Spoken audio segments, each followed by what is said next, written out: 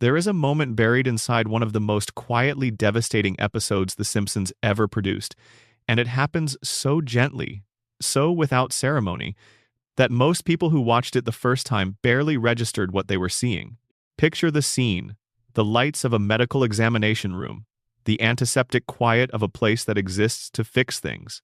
Homer is on a table, still, unusually still for a man who rarely manages to hold any position for long, and a doctor is working at a distance behind his eyes that Homer himself cannot access. The doctor is pulling something free, something that has been in there since Homer was small enough to fit in someone's arms without effort. Since before he had any of the memories that he carries as Homer Simpson, working-class nuclear plant employee, occasional hero, perpetual stumbler, devoted if confusing father. The object is a crayon. Yellow, because of course it is yellow. Everything in Springfield tilts toward yellow eventually. And when it comes free, when that small piece of wax slides out of the place it has occupied for decades, Homer wakes up on the table, and you can see it happening in his face. Something is different. Something has shifted. Something that was pressing against his mind for his entire life has been removed, and what was underneath the pressure is beginning, cautiously and then with increasing confidence, to function. Homer Simpson is lying on an operating table. A doctor pulls a crayon from deep inside his nasal cavity, from a spot so far back in his skull that it had been pressing against his brain since childhood. The procedure takes less than a minute. The crayon slides out, and Homer wakes up as someone else entirely. Not a different person exactly. The same face, the same voice, the same house on Evergreen Terrace. But behind his eyes, something has shifted. He reads a book and finishes it in an evening. He goes to the movies and comes home wanting to talk about what the film was really saying underneath the surface. He does the math on his bills and finds errors. He looks at his job, his town, his life, and for the first time in memory he sees it clearly. Homer Simpson, with the crayon removed, has an IQ that places him in the genuinely gifted range. He is, underneath the fog he has lived inside his entire life, a smart man. The episode is called Home.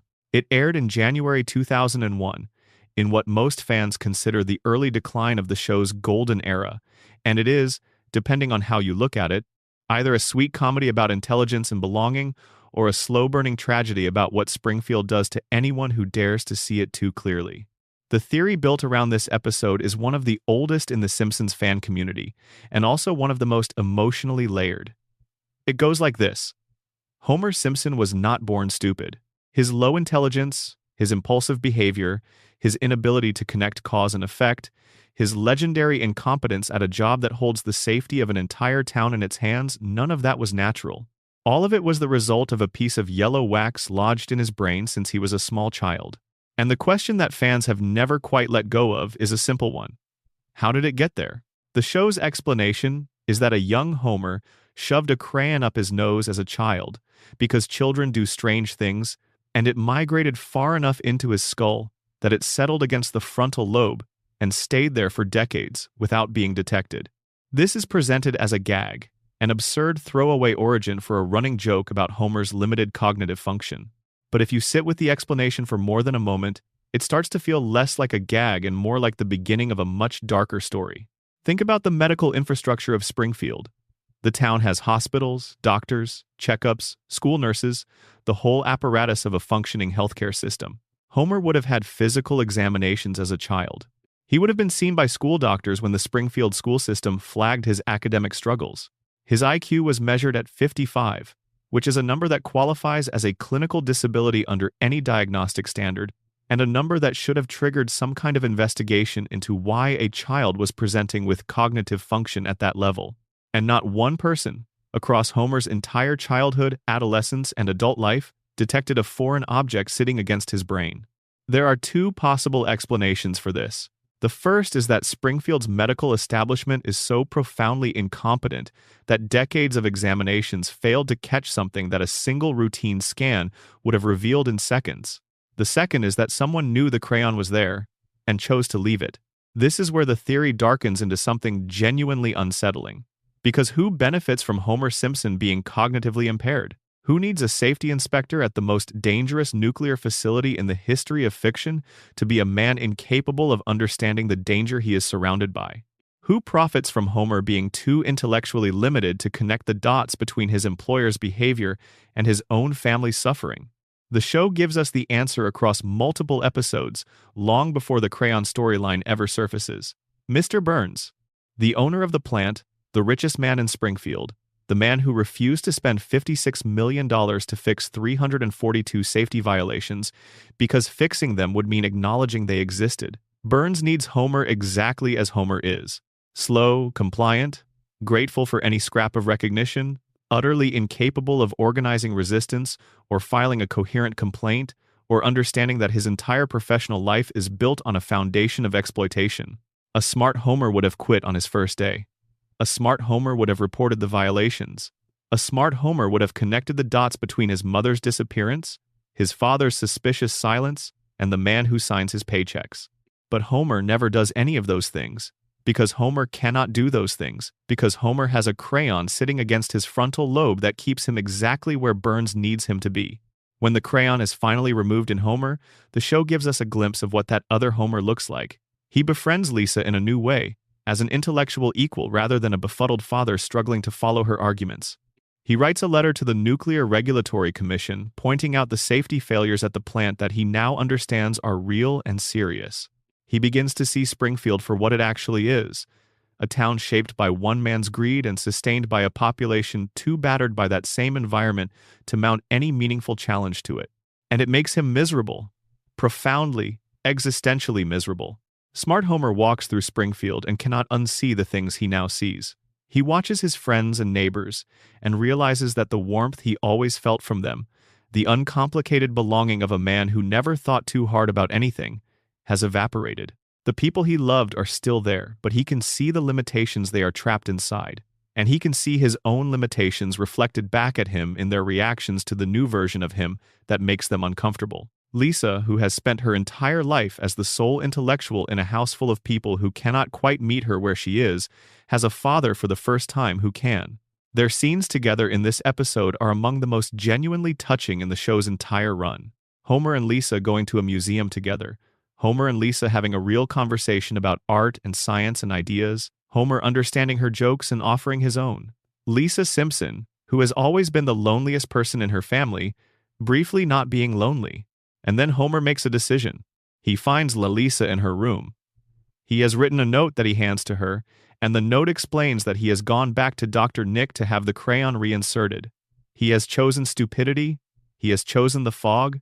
He would rather be happy and dim than clear-eyed and alone, and he knows that in Springfield those are the only two options available to him.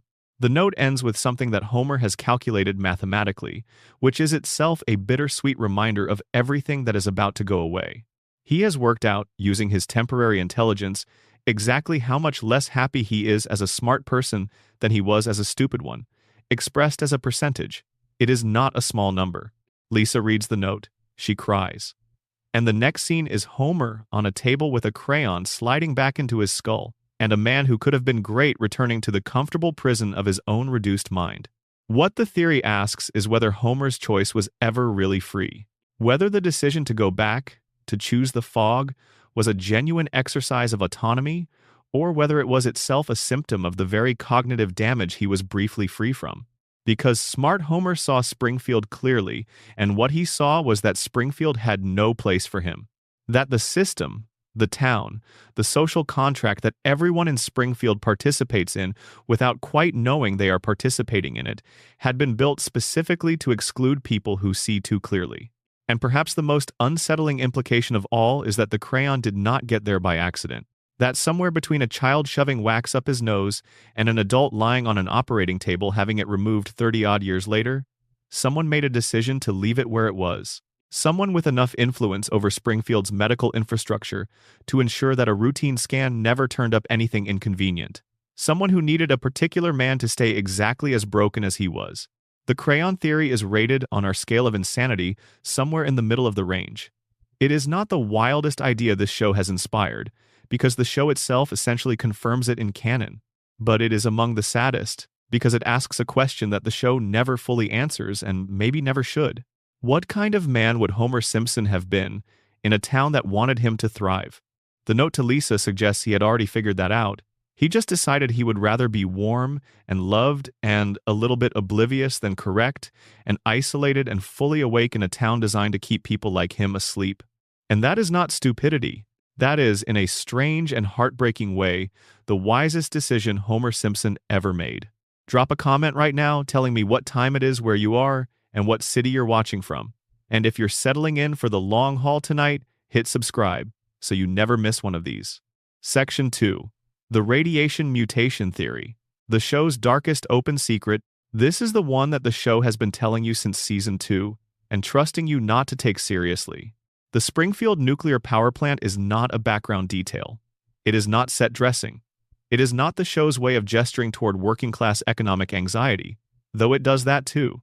The plant is the central fact of Springfield's existence, the engine that powers everything wrong with this town, and the evidence for what it has been doing to every living organism within its radius has been accumulating in plain sight for 36 seasons.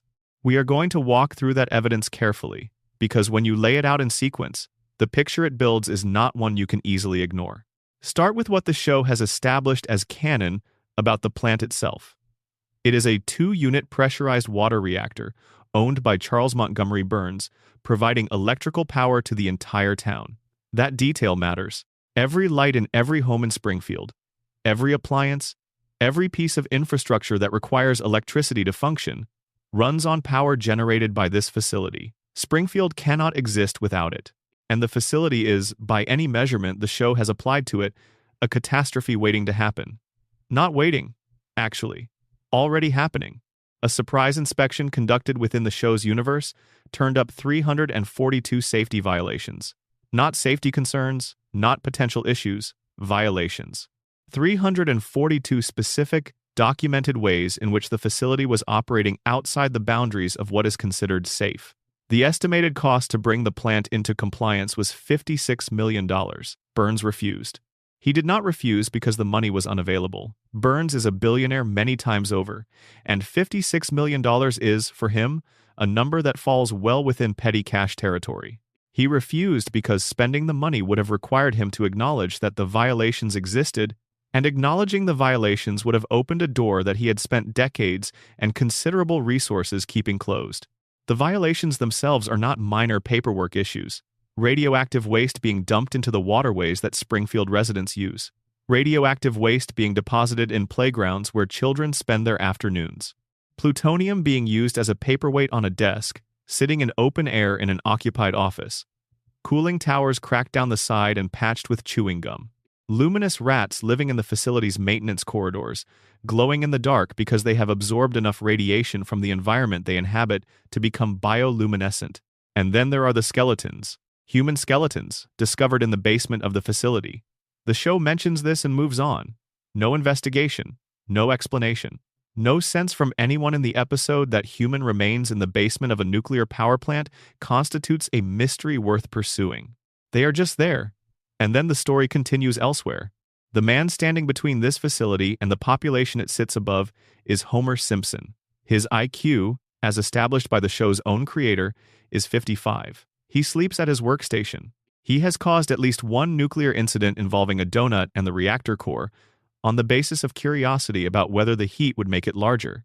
He has been described, by the show's internal logic, as someone whose cognitive function was already compromised before factoring in decades of proximity to an active nuclear reactor. This is the setup. Now here is the evidence for what it has been doing. The first visible mutation in Springfield appears in Season 2. Blinky, the three-eyed fish, is pulled from a river near the power plant and immediately becomes a national story within the show's universe. A candidate running for governor uses Blinky as evidence that Burns is poisoning the environment. Burns is compelled to eat the fish on live television to prove it is harmless. The town watches. Burns eats the fish. The story ends. Nobody tests the water. Nobody follows up on the fish.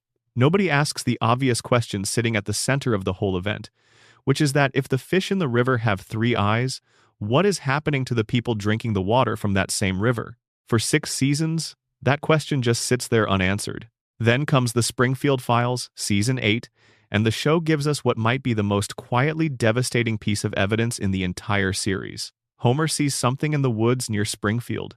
A glowing figure, moving strangely, emanating a soft green light. He reports it.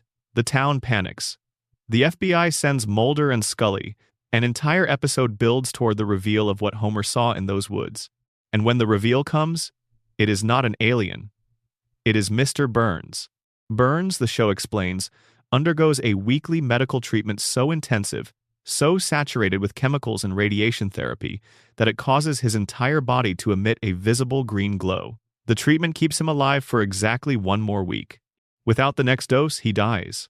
After each session, Burns wanders out of the facility in a dazed, disoriented state and stumbles through the woods until the worst of the effects pass, which is why Homer encountered him moving strangely through the trees in the dark. Burns literally glows in the dark. Not as a metaphor. His body emits visible light because it has absorbed enough radiation that the emission is visible to the naked eye. And the people of Springfield, who live in the shadow of a nuclear facility with 342 violations and a river full of three-eyed fish, see this glowing figure in the forest, and their first collective instinct is that it must be an extraterrestrial visitor. They do not think radiation. They do not think power plant. They see a glowing humanoid in the woods and think spaceship. That is the level of active structural denial operating in this community. The Simpsons movie makes the contamination impossible to ignore entirely. Springfield's environmental situation reaches a point so severe that the Environmental Protection Agency, presented within the film as a real functioning federal agency, concludes that the town must be physically sealed under a massive glass dome to prevent its pollution from contaminating the surrounding region. Think about what that means as a statement about Springfield's condition. The United States government looked at this town and decided the only viable solution was containment. Not cleanup. Not investigation. Containment, the same word used for biohazard events, for infectious outbreaks, for situations where the contaminated zone cannot be remediated and must instead be isolated. Springfield is classified as an environmental hazard by the federal government, and every resident of the town is inside the dome when it goes up. Now look at the residents. Homer Simpson has a skull shape that does not correspond to human anatomy. His eyes bulge in a way that suggests significant pressure behind them. He has 4 fingers on each hand, which is not a stylistic choice that applies to all animated humans in the show's universe, as we will discuss in a moment. His IQ falls at a clinical disability level. His body has survived events that should have killed him dozens of times over: being shot, falling from cliffs, absorbing electrical currents, being struck by vehicles, surviving explosions at close range, and emerging from each of them not merely alive but functional within hours. His healing rate is not human. His pain tolerance is not human. Marge Simpson shares several of these characteristics: the bulging eyes, the 4-fingered hands, hair that defies both physics and gravity, growing straight upward in a tower that has maintained its shape for 36 years without product, without modification, without any acknowledgement from the show or from Marge herself that this is unusual. Marge worked at the nuclear plant for a period. She was exposed to the same facility, the same violations, the same leaking infrastructure. All 3 of her children were conceived and born after both parents had been living inside Springfield's contaminated environment for years. Bart, Lisa, and Maggie all display physical characteristics that do not appear in normal human populations. The spiky hair that holds its shape without any product or intervention, the overbites, the eyes, the skin, the yellow skin. This is the detail that the radiation theory hangs its most compelling evidence on. Every Springfield resident is yellow. Not the warm tones of certain skin types, not a jaundice-adjacent color that the show uses to represent something specific. Yellow. The entire population of this town has yellow skin. And this detail exists in direct contrast to how the show depicts people who come from outside Springfield. When guest characters visit the show, celebrities and athletes and public figures appearing in their animated form, they look different. Their proportions are more natural. Their eyes are sized closer to human anatomy. Their features do not have the exaggerated quality that defines Springfield residents. The show draws outsiders with more realistic proportions than it draws people who live there.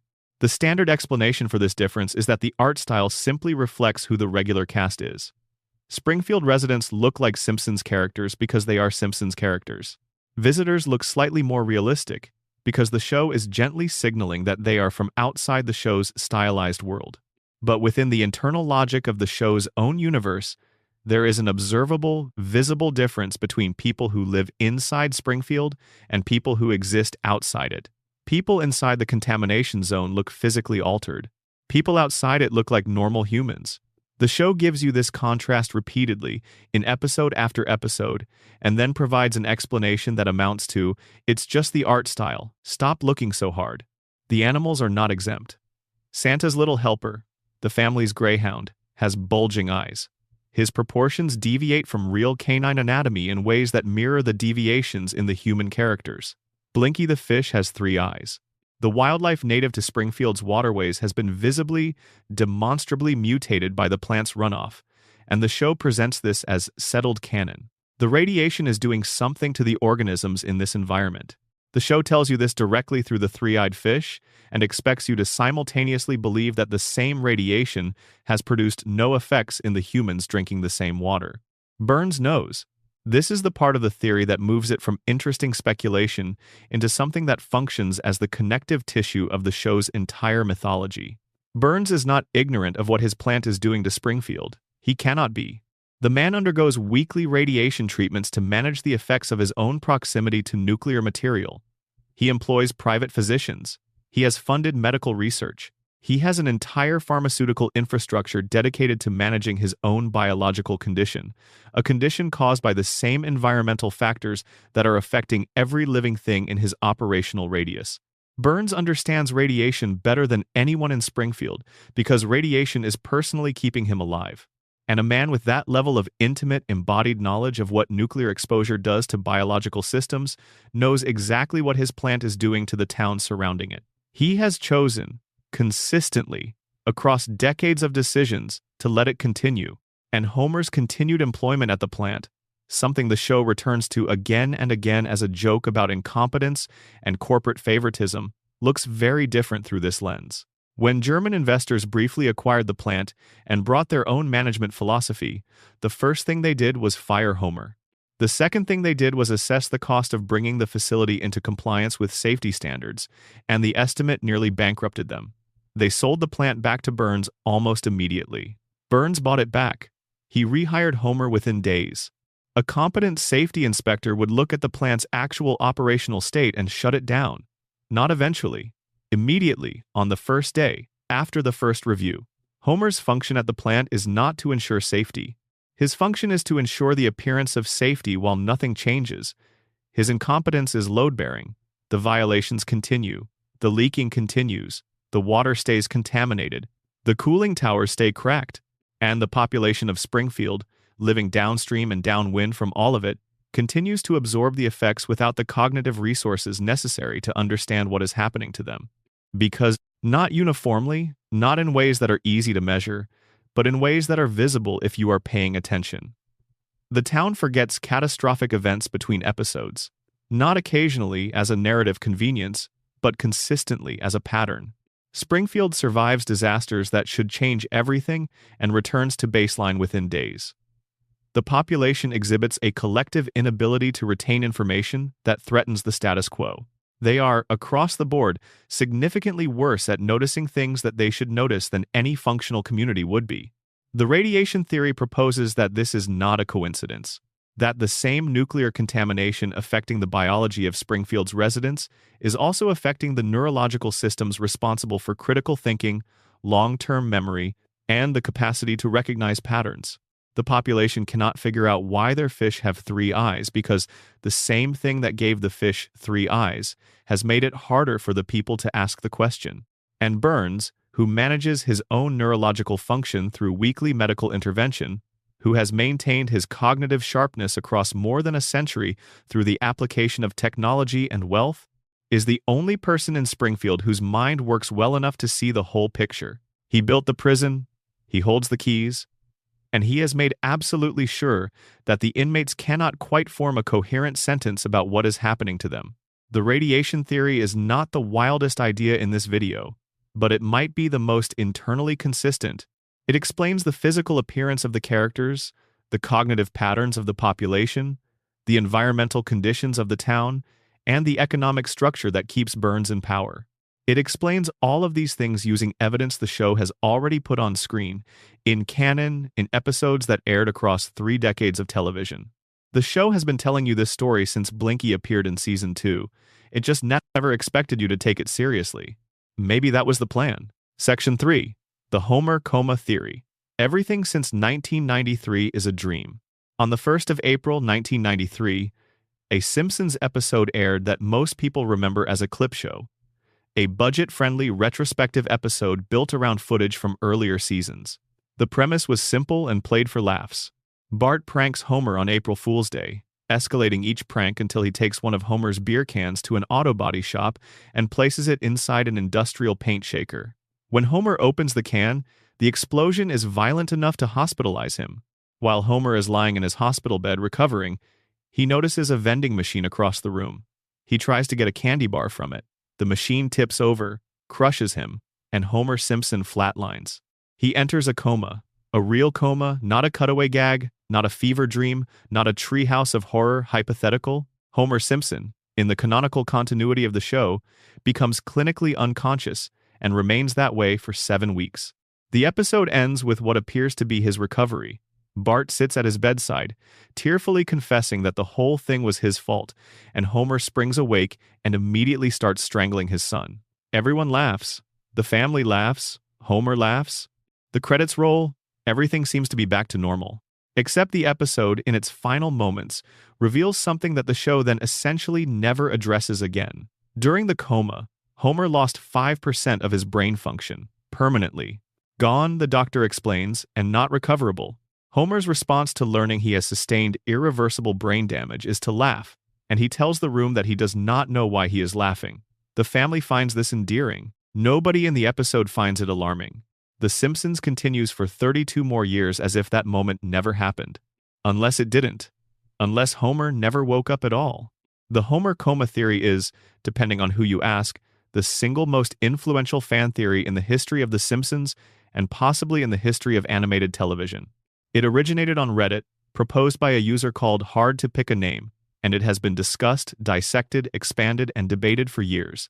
The writers of the show have responded to it, producers have addressed it directly, and despite official denials from multiple people with actual authority over the show's content, the theory has never died, because the evidence supporting it is baked so deeply into the structure of the show that denying the theory does not make the evidence go away. The premise is this. Homer Simpson did not wake up from his coma in April 1993. Every episode that has aired since that date, every storyline, every character development, every guest appearance, every impossible event, every reset, every moment where reality stretches past its breaking point and the show just keeps going, all of it is a dream. The dream of a man lying in a hospital bed in Springfield General Hospital, losing brain function at a rate the show itself described as measurable and permanent, while his family sits beside him and waits. Let's build the case from the ground up. Before the coma episode, The Simpsons was a specific kind of show. Not a realistic one, it was always a cartoon, always willing to push the boundaries of plausibility for a good joke. But its subject matter was recognizable. Homer tries to lose weight. Marge worries about money. Bart struggles at school and faces being held back a grade. Lisa develops a crush on a substitute teacher and has to navigate the emotional complexity of an attachment she cannot quite name. The show's early seasons dealt with economic anxiety, marital friction, parental guilt, academic failure, the kinds of problems that real families in real houses on real streets navigate every day. The emotional register of those early seasons is grounded, warm, funny, sometimes genuinely affecting, but rooted in the kind of specific domestic reality that made the show feel true. After the coma, the show changes. The shift is seismic, and it happens fast. Homer goes to space. Homer becomes the manager of a country music star. Homer joins a secret society that turns out to be the Stonecutters, a parody of Freemasonry that operates as a shadow government controlling Springfield's every institution. Homer discovers his mother is a fugitive radical who has been living underground for decades. Homer meets God, twice, in different circumstances. Homer befriends a mafia boss. Homer gets a new kidney and it turns out to be from a baboon. Homer causes an international incident while working as a bodyguard for a documentary filmmaker. Homer saves a beached whale. Homer starts a grunge band. Homer climbs an Alaskan mountain. Homer goes to Japan. Homer goes to Brazil. Homer goes to Australia. Homer goes to Africa. The escalation from seasons 1 through 4, compared to season 5 onward, is so dramatic that the internet has spent decades arguing about when the show stopped being great. The coma theory argues that the debate has always been pointing at the right event, but drawing the wrong conclusion. The show did not get bad after season 4. The dream started after season 4. The episodes stopped reflecting real life and started reflecting the increasingly elaborate, increasingly unmoored fantasies of a man whose consciousness is doing everything it can to stay occupied while his body lies still and his brain slowly loses ground. Every piece of evidence the theory requires is already in the show. The God conversation is the most eerie. 6 months before the coma episode, in the season 4 premiere Homer the Heretic, Homer skips church and has a conversation with God. An actual conversation, face to face. And during that conversation, God tells Homer something specific. He tells Homer that he will learn the meaning of life, but that his time is not yet. God says Homer's time is coming. 6 months later, a vending machine falls on Homer and he enters a coma. Within the show's own internal logic, God told Homer his conscious life was about to end. The conversation was not a quirky theological gag. It was a prophecy. And 6 months after the prophecy, the thing it predicted happened. The aging problem is the piece of evidence that the coma theory handles most elegantly. Nobody in Springfield ages. Bart has been 10 years old since 1989. Lisa has been 8. Maggie has been 1. Homer and Marge are perpetually in their mid-30s. The show acknowledges this as a floating timeline, a production convention that allows the show's present to always be the viewer's present without the characters accumulating years they would eventually run out of. Every other theory about Springfield's impossibilities has to explain the non-aging separately, as a side effect of something else. The radiation theory says their biology has been altered at the cellular level. The cartoon logic explanation says animated shows simply work this way. But the coma theory has the simplest answer, and it is also the most emotionally devastating one. Nobody ages because they exist inside the mind of a man who went unconscious in April 1993 and never came back. Of course, his children do not age. His dreaming brain has no information about who they become after that date because he was not there to watch it happen. His wife does not age because the last time he saw her, she looked exactly the way she looks in every episode, and his memory of her is frozen at that moment. His friends do not change because his unconscious mind is running their simulations from the last data it collected before the vending machine fell. Homer's coma dream preserves his world exactly as it was on the day he lost it, because that is what happens in long-term unconsciousness. The mind does not generate new external information. It works with what it had. It loops the people it loves through variations of the same scenarios, because those are the only versions of those people it knows. The celebrity appearances in later seasons fit this framework surprisingly well. Homer's coma brain is receiving ambient input, the hospital has a television, visitors bring radios, the staff talk around him, mentioning names, referencing cultural events, describing things happening in the world outside his room, and his unconscious mind absorbs those fragments and incorporates them into the dream. That is why the show becomes increasingly saturated with celebrity guest appearances as the seasons progress. It is not that Springfield became a magnet for famous people. It is that Homer's brain, lying in a hospital bed with a television running in the background, is building dream characters out of the voices it intercepts. Every celebrity who shows up in Springfield is a voice that filtered through the fog of Homer's unconsciousness, processed by a dreaming mind trying to stay complex and populated and alive. The show's writers are aware of the theory. They have been aware of it for a long time. In season 34, an episode called Lisa the Boy Scout included what was presented as a deliberately leaked fake deleted scene in which Homer wakes up from a long coma and reveals that every outlandish episode since season 4 has been a dream. The scene was animated. It was voiced. It was complete. And then the show revealed it was a hoax, a fake clip planted by fictional hackers, and the audience laughed and moved on. But the fact that they made it, that they wrote it and animated it and included it in any form, tells you something about the relationship between the show and this theory. The writers know. They engaged with it seriously enough to build a canonical response to it. And their denial came wrapped inside a piece of content that depicted, in animation, Homer waking up from a coma. They showed you the ending they refused to confirm. And then they called it a joke. Executive producer Al Jean addressed the theory publicly in 2015, and dismissed it as fan speculation. He said it was not true.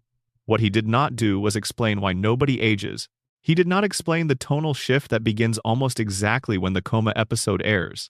He did not explain why God told Homer his time was coming 6 months before a vending machine put him in a coma. He did not explain why the show becomes progressively more surreal and detached from reality with each passing season, in a pattern that maps remarkably well onto a brain that is slowly losing coherence. He said it is not true, and the interviewer moved on. The fans did not move on because the theory does something no official explanation has managed to do. It makes everything make sense. The aging freeze, the tonal shift, the celebrity flood, the increasingly elaborate plots, the reset button that erases consequences between episodes, the fact that Homer can survive anything, endure anything, recover from anything, because his body is not actually experiencing any of it. His body is in a hospital bed. Only his mind is in Springfield. And a dreaming mind cannot die from a cartoon injury, because the mind itself is telling the story, and the storyteller does not write himself out of his own narrative. There is a reading of the coma theory that is unbearably sad, and it is probably the one that has kept the theory alive in fan discussions for as long as it has existed. If Homer has been dreaming since April 1993, then the emotional core of everything he dreams is this. He wants his family. That is the whole of it. He wants Marge to still love him. He wants Bart to still be his mischievous, infuriating, deeply beloved little boy.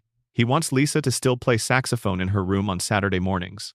He wants Maggie to still be small enough to hold in one hand. He wants the life he had before the vending machine fell. And in the dream, he has it. Not perfectly. Not without difficulty or frustration or the chaos that defines the Simpson household on any given evening. But continuously, perpetually, without end. Because if the dream ends, Homer has to wake up, and waking up means finding out how much time has passed, how old his children actually are now, whether Marge waited, whether anyone is still sitting by his bed, whether the version of his family that exists in the real world still resembles the version he has been dreaming about for decades, or it means not waking up at all.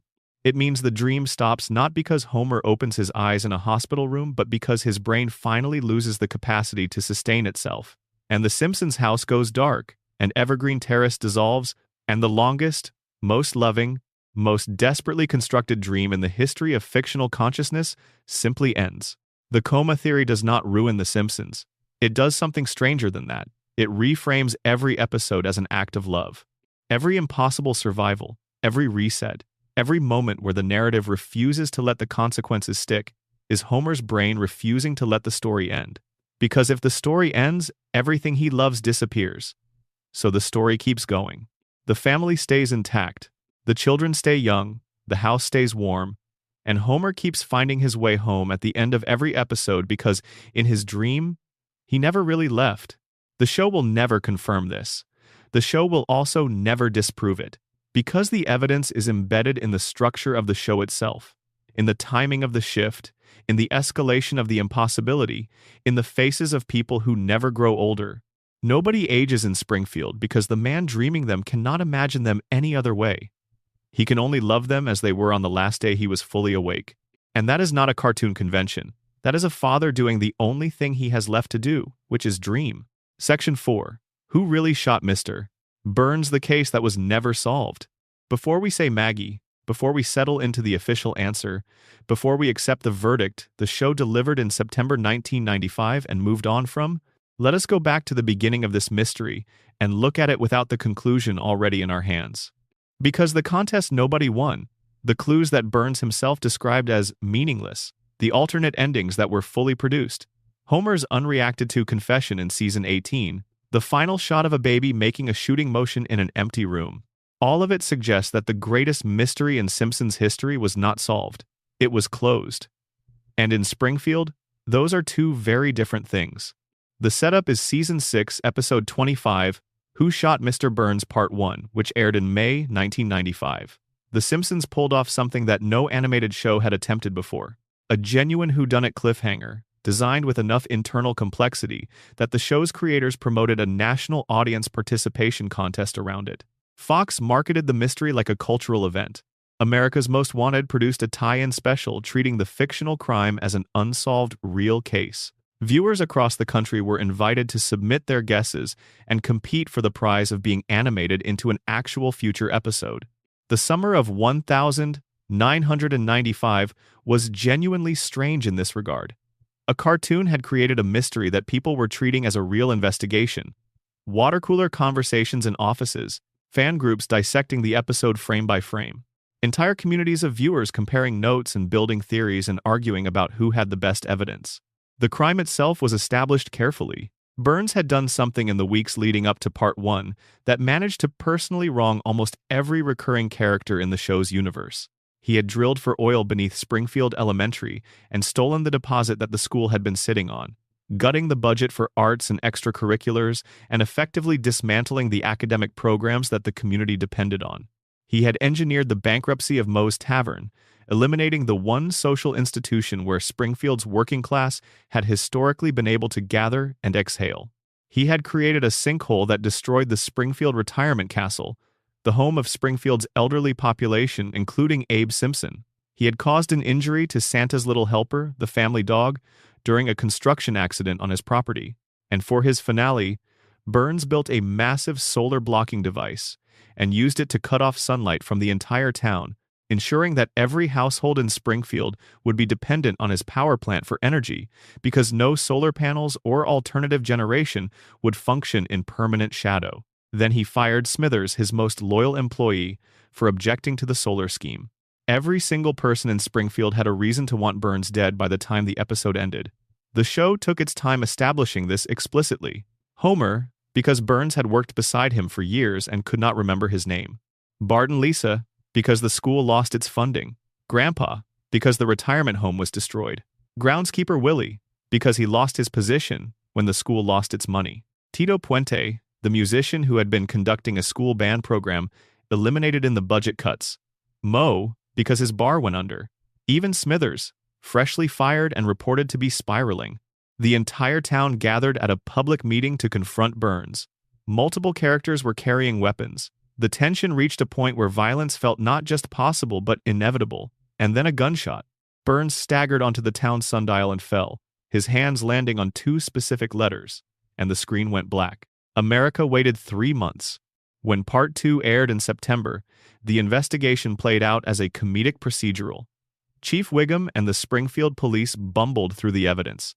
Smithers immediately confessed, but his confession collapsed when it emerged that he had been blackout drunk at the time of the shooting and had actually fired his weapon at an entirely different target.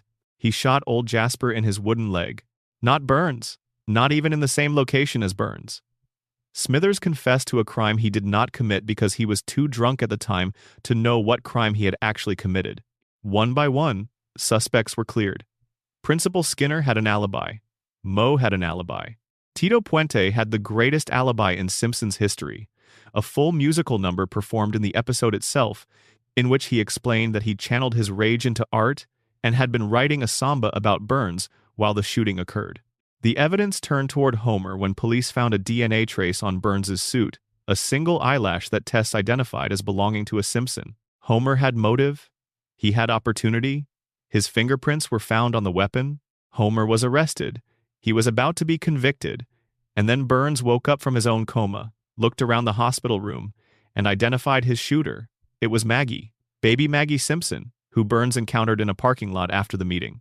Burns attempted to take her lollipop. In the struggle, his gun fell from his holster. Maggie picked it up. The gun discharged. Burns was shot. Case closed. Baby did it. Move on. Except nobody moved on, because the case has problems. The contest is the first problem. The show invited viewers to guess the shooter. The prize required submitting the correct answer. Thousands of entries were received. According to DVD commentary from the episodes themselves, not a single person in the randomly selected sample of entries had guessed Maggie Simpson. The person who received the prize was chosen from the sample pool despite having the wrong answer, and was given a cash payment in lieu of being animated into the show because the correct answer had not been submitted. The show's own writers acknowledged on that same commentary track that there was one person, who posted the correct answer online on the night the original episode aired. This person was using a college internet account.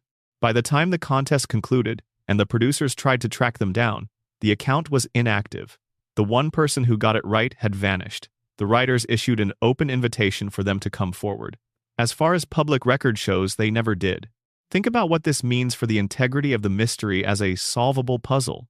The show's creators told the public that the clues in Part 1 were sufficient to identify the shooter. They built a national contest around this claim. And when the answer was revealed, the randomly sampled segment of viewers had essentially zero success rate.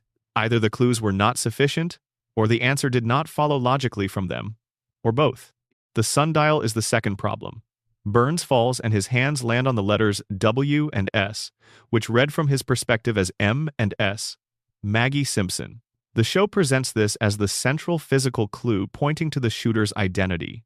But Burns himself, when he wakes up and recounts events, explicitly states that his hands landing on those letters was not intentional. He did not deliberately position himself to spell out his attacker's initials. He fell on the sundial because he had just been shot. His hands landed where they landed by chance. The show's writers built the most prominent visual clue in a nationally promoted mystery around something that the victim described as a coincidence. The gun is the third problem, and it is the one that opens the widest range of alternate suspects. Burns carried a gun in a holster. The episode establishes, before the shooting, that the holster is empty. Burns's gun was already missing from his person before the attack occurred. Whoever shot Burns used his own weapon against him.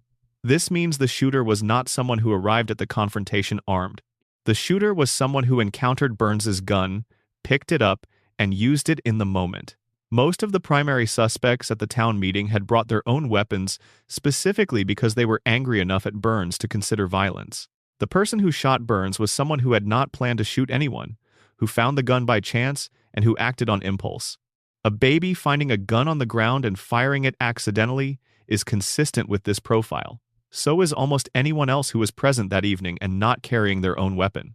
Burns's last words before being shot are perhaps the most compelling piece of overlooked evidence in the whole mystery. He said, before the shot was fired, "Oh, it's you!" He recognized his attacker. He was not surprised to see them. He was not afraid. He said it the way you would greet someone familiar, someone you knew, someone you had encountered before, and had no particular reason to fear in that moment. Does Mr. Burns have a prior relationship with Maggie Simpson? Has the show ever established meaningful contact between Burns and Maggie before this event? Burns can barely remember Homer's name, and Homer works directly for him. The idea that Burns would see a baby he has met perhaps once and respond with the casual recognition of that specific phrase stretches the evidence. The phrase fits several other suspects much better. It fits Homer, who has worked for Burns for years and toward whom Burns might feel both recognition and contempt. It fits Smithers, who Burns had just fired, and whose presence would register as unsurprising to a man who had spent decades relying on him for everything. It fits Marge, toward whom Burns once expressed something that could be described as romantic interest, which would explain both the recognition and the absence of alarm. Season 18 adds a detail that the show drops into a conversation and never picks back up. Homer, in the middle of a scene that is not about the Burns shooting at all, states out loud that he was actually the one who shot Burns. He says it directly. Nobody reacts, nobody investigates, nobody calls Wiggum, nobody reopens the case. Homer Simpson confesses, on camera, to the attempted murder of his employer, and the show treats it as a throwaway line. Either Homer is lying for reasons the episode does not explore, or the original verdict was wrong and Homer knows it.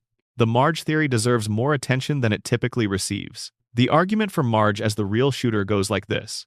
Marge is a devoted mother who watched Burns systematically dismantle the things her children depended on. The school's funding, the safety of her family's dog, the community's access to sunlight. She had as strong a motive as anyone in Springfield, arguably stronger because her children were directly affected by the school budget cuts. She was present at the public meeting. She was not carrying a weapon, which fits the profile established by the empty holster. And Burns, who had expressed romantic interest in Marge in a previous episode, would not have identified her as his shooter even after regaining consciousness, because he would have been inclined to protect her. The baby became the answer because the baby was the convenient answer. Chief Wiggum himself says it. No jury in the world would convict a baby. Maggie was the perfect recipient for a verdict that needed to stick without producing consequences. An infant cannot be prosecuted, cannot deny the accusation in a way anyone could take seriously, and cannot articulate a counter-narrative. If someone wanted to protect the real shooter, pointing at Maggie was the cleanest solution available. The final shot of the episode is always cited as confirmation, and it is worth examining carefully. Everyone else has left the room. Maggie is alone. She looks around, confirming she is not being observed. And then she moves her pacifier in a motion that mimics pulling a trigger. The show wants you to read this as a confession. Maggie did it, and she knows what she did. But another reading is available. A baby who witnessed a shooting, who saw someone point a gun and pull a trigger in her presence, might repeat that motion later the way babies repeat everything they observe. They mimic the adults around them. They replay experiences through imitation long after those experiences have ended. The motion does not have to be an admission of guilt. It could be a baby reenacting something she saw someone else do. The alternate endings that were fully animated and produced reinforce the sense that the official answer was a choice rather than a conclusion. A complete version of Part 2 exists in which Smithers is the shooter. Full-length, fully voiced, fully animated, presented in the 138th episode Spectacular as a deleted alternate. The host of that special, Troy McClure, dismisses the Smithers ending by saying that ignoring all the Simpson DNA evidence to reach that conclusion would be, and this is his word, nutty. And then the show winks. Because the word nutty, in that specific context, in 1996, was a reference to the O.J. Simpson trial, in which a jury had just acquitted a defendant despite substantial DNA evidence. The show was telling its audience, directly and without subtlety, that juries and investigations and official verdicts ignore DNA evidence all the time. That the direction evidence points is sometimes a matter of who is steering the investigation rather than who actually did the thing. The mystery was never solved. The mystery was closed. The distinction matters in Springfield, where the mechanisms for closing things without solving them have been refined across decades of practice. The verdict on the Burns shooting was rendered by a system that needed a verdict it could live with, not a verdict the evidence required. Somewhere in Springfield, the real shooter has been walking around for 30 years with a secret that the town agreed, in its characteristic way, not to investigate too hard, and a baby with a pacifier has been blamed for it. Section 5. How is Mr. Burns still alive? The immortality engineered by wealth? The question of how Charles Montgomery Burns is still alive is not a rhetorical one. It is not a request for cartoon logic as an explanation. Within the established canon of The Simpsons, Burns is a medical impossibility, and the show has given us enough information about how he sustains himself that the picture it forms is genuinely strange. His age has been stated, implied, and contradicted across dozens of episodes, but every version of the timeline places his birth somewhere in the late 1800s. He has referenced personal memories from before the turn of the 20th century, not as historical knowledge but as lived experience. He has told stories about events from the 19-teens with the specific, contextual detail of someone who was there. He has described working relationships with historical figures whose deaths predate most of the show's audience by several decades. By the most conservative reading of his timeline, Burns is well over 100 years old. By the most generous reading of the show's internal contradictions, he might be pushing toward 140. And he does not merely exist, he functions. He runs a multi-billion-dollar corporation. He manipulates municipal politics with the easy fluency of someone who has been doing it long enough that it has become automatic. He orchestrates complex, multi-stage schemes that require sustained cognitive effort, long-term planning, and a current working knowledge of modern finance, modern technology, modern law. His body is frail, yes. His physical strength is, famously, negligible. But his mind is not diminished. Burns is arguably the sharpest strategic thinker in Springfield.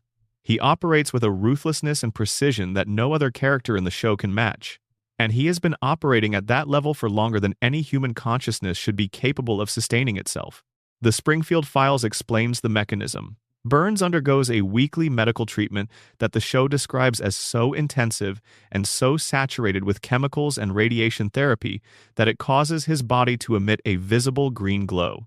The treatment keeps him alive for exactly 7 more days. Without the next dose, he dies. The margin of error is 0. Miss one appointment and Burns's biological systems collapse. His life is maintained the way a complex piece of machinery is maintained, through scheduled, precise servicing, administered on a timeline that cannot be allowed to slip. The treatment involves radiation. Of course it does. The man who owns a nuclear power plant and has spent decades in proximity to nuclear material, is sustained by controlled radiation exposure. He is not surviving through normal biological processes. He is being kept alive through artificial intervention that has to be repeated weekly or he dies. Burns is not just profiting from nuclear energy, he is powered by it. His body has been altered by decades of proximity to radioactive material to the point where it can no longer maintain itself through conventional cellular function.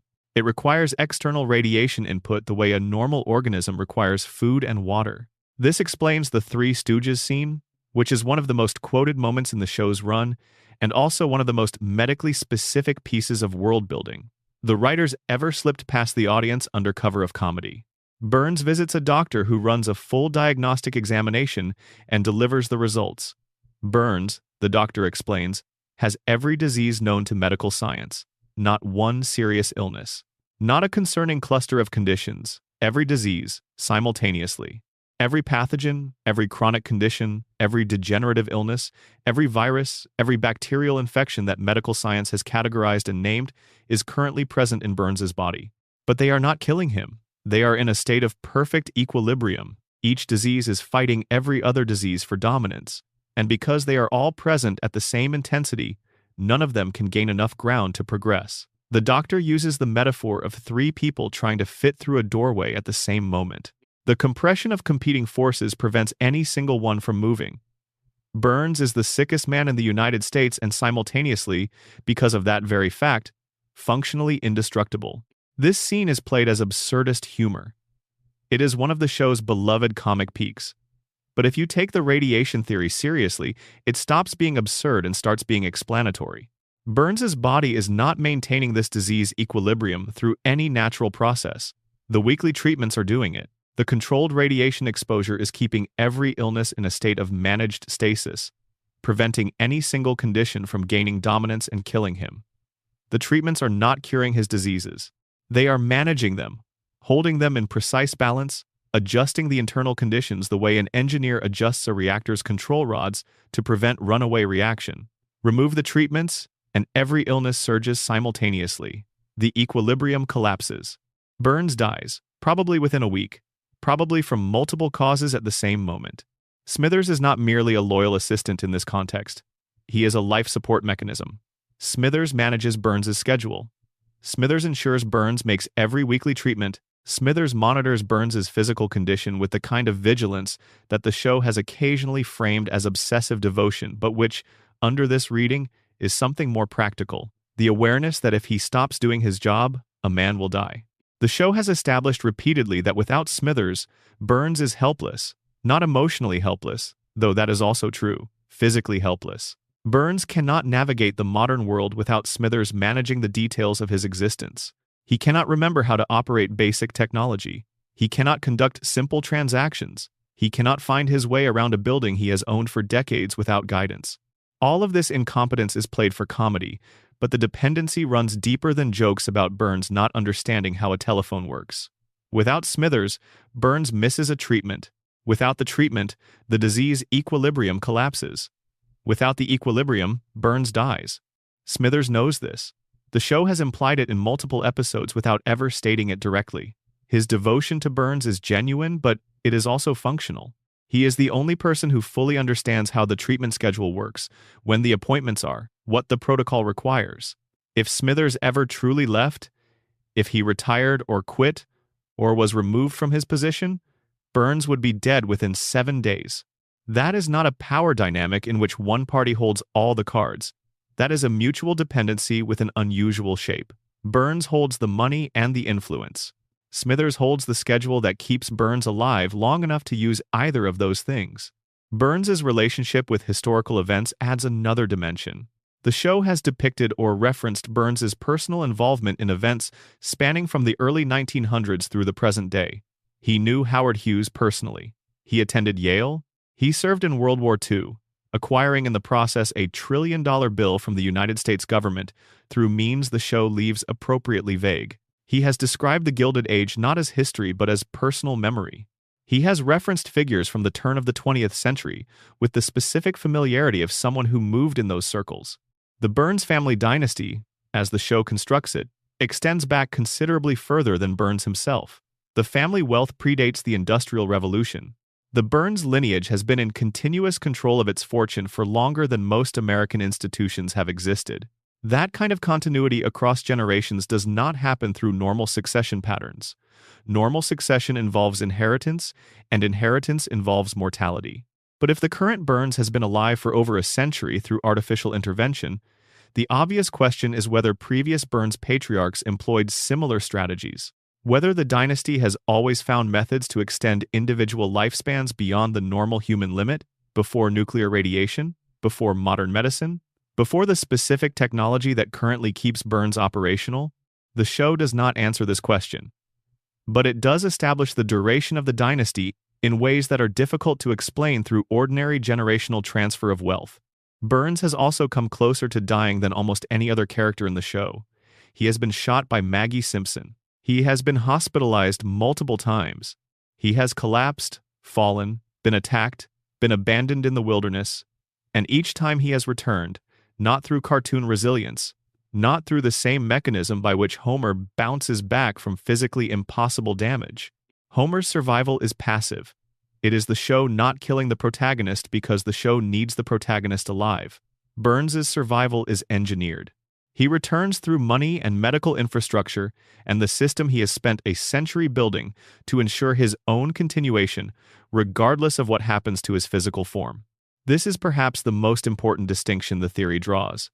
Homer survives because the narrative requires him to. Burns survives because he built a machine whose entire purpose is to make sure he continues surviving.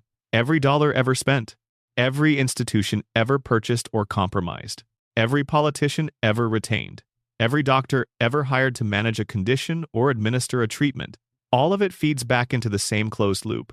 Keep Burns alive so that Burns can continue to generate the resources that keep Burns alive. Springfield's economy depends on the power plant. The power plant depends on Burns. Burns depends on the weekly treatments. The treatments depend on the infrastructure that Burns's wealth provides. It is a self-sustaining system. And the most frightening thing about it is not that Burns might live forever. It is that Springfield cannot afford for him to stop. If Burns died, the power plant's fate would become uncertain.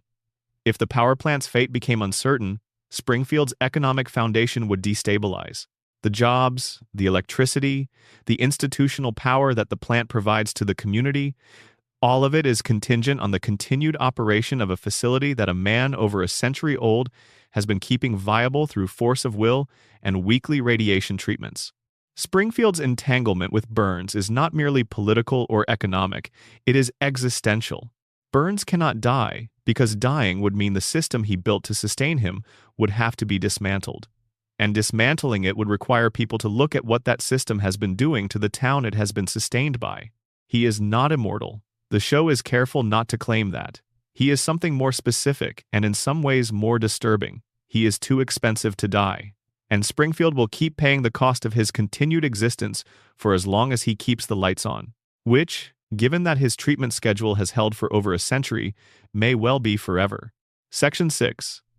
Maggie Simpson is the most dangerous person in Springfield. She does not speak, she does not walk reliably, she communicates through pacifier sounds and the occasional expression of devastating precision. She has been 1 year old for 36 years. She is, by every conventional measurement, the least consequential member of the Simpson family. And she has, without saying a word, accomplished more than every other member of her household combined. She shot a billionaire. She led a daycare rebellion against a tyrannical caretaker. She has saved her family from multiple life-threatening situations. She has demonstrated problem-solving abilities that exceed those of adults many times her age. She was tested and found to possess an intelligence that measuring tools could not adequately quantify. She watched her sister spend a lifetime fighting for recognition in a town that punishes insight, and she drew from that observation a lesson that Lisa never managed to learn: that silence is not weakness. That invisibility is armor. That the less you are noticed, the more you can accomplish. The theory about Maggie is not that she is secretly competent. The show proves her competence on screen repeatedly in episodes that are not ambiguous about what they are depicting. The theory is about why she maintains the performance of helplessness when her actual capabilities are something else entirely. Start with the shooting. Because even though we have already examined it as a mystery about who was responsible, the aftermath is what reveals Maggie's true nature. A baby was identified as the person who shot the richest man in Springfield. The police investigated. The evidence was examined. The official conclusion was delivered. Yes, this infant committed an act of violence against a grown man, and there is nothing anyone can do about it because no jury would convict her. And the case was closed. Now look at the final shot of that episode. Everyone else has left the room. Maggie is alone. She looks around, slowly, deliberately, checking the space around her to confirm that no one is watching. And then she moves her pacifier in a motion that precisely mimics pulling a trigger. The show presents this as confirmation. Maggie did it. She knows she did it. She is alone in an empty room, reenacting the moment. But look at the sequence of actions required to produce that behavior. She checked her surroundings. She confirmed she was unobserved. She then performed the gesture only after establishing privacy. That is not reflexive infant behavior. That is not a baby randomly moving her mouth. That is a sequence of actions that requires situational awareness, the retention of contextual information, the understanding that performing this gesture in front of others would carry consequences, and the impulse control to wait until the coast was clear before doing it. 1-year-old children do not reliably demonstrate that cognitive sequence.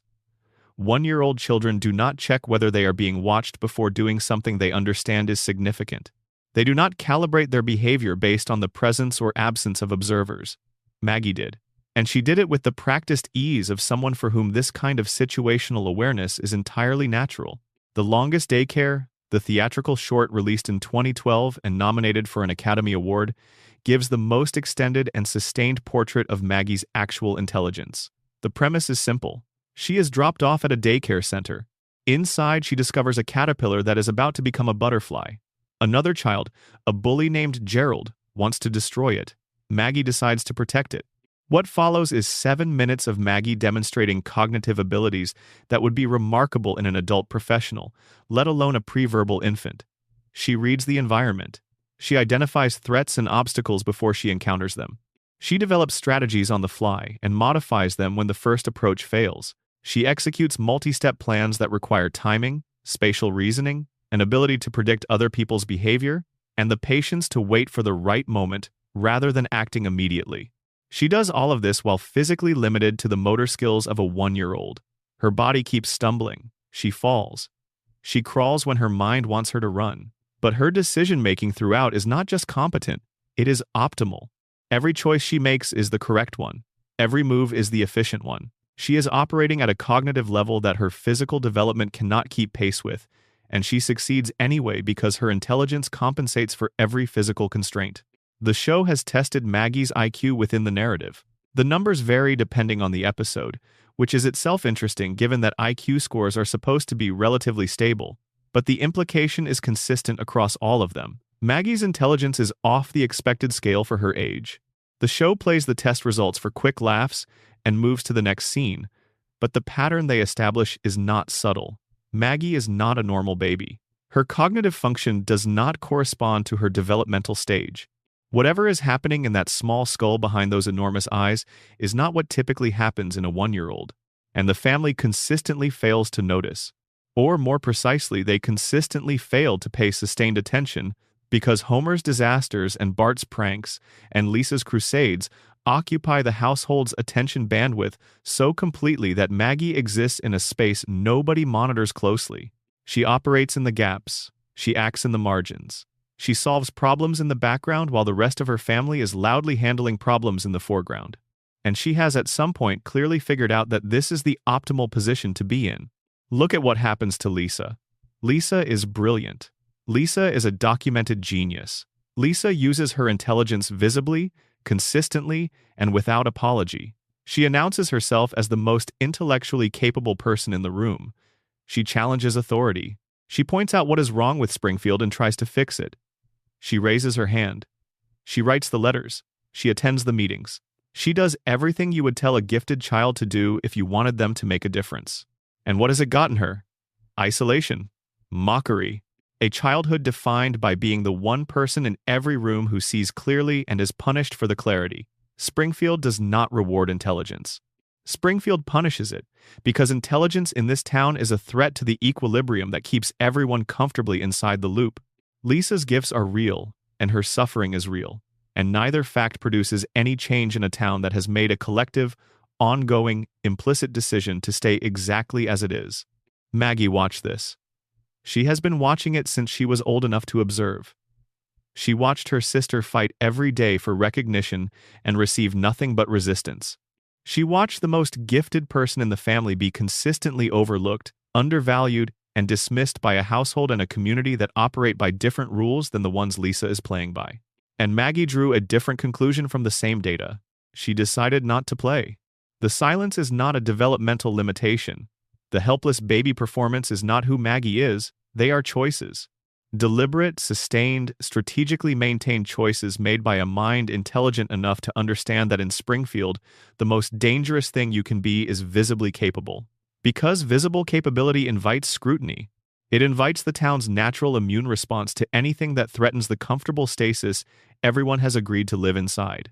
Maggie is not visible.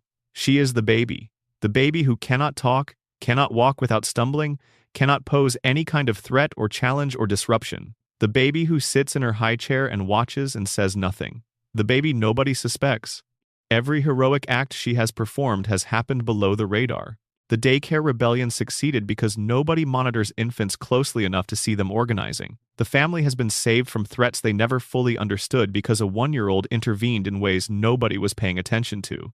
She shot the most powerful man in Springfield and was acquitted because a baby cannot be prosecuted. She operates with complete impunity because her cover is perfect, and her cover is perfect because she built it to be. Connect this to the radiation theory and something interesting emerges. If Springfield's contaminated environment produces mutations, and if those mutations affect different organisms differently, Maggie might represent the extreme positive end of the spectrum. Homer's radiation exposure diminished his intelligence. Maggie's, experienced in utero and through infancy, supercharged hers. Same environmental cause, same contaminated water, same irradiated air, same nuclear facility casting its shadow over Evergreen Terrace.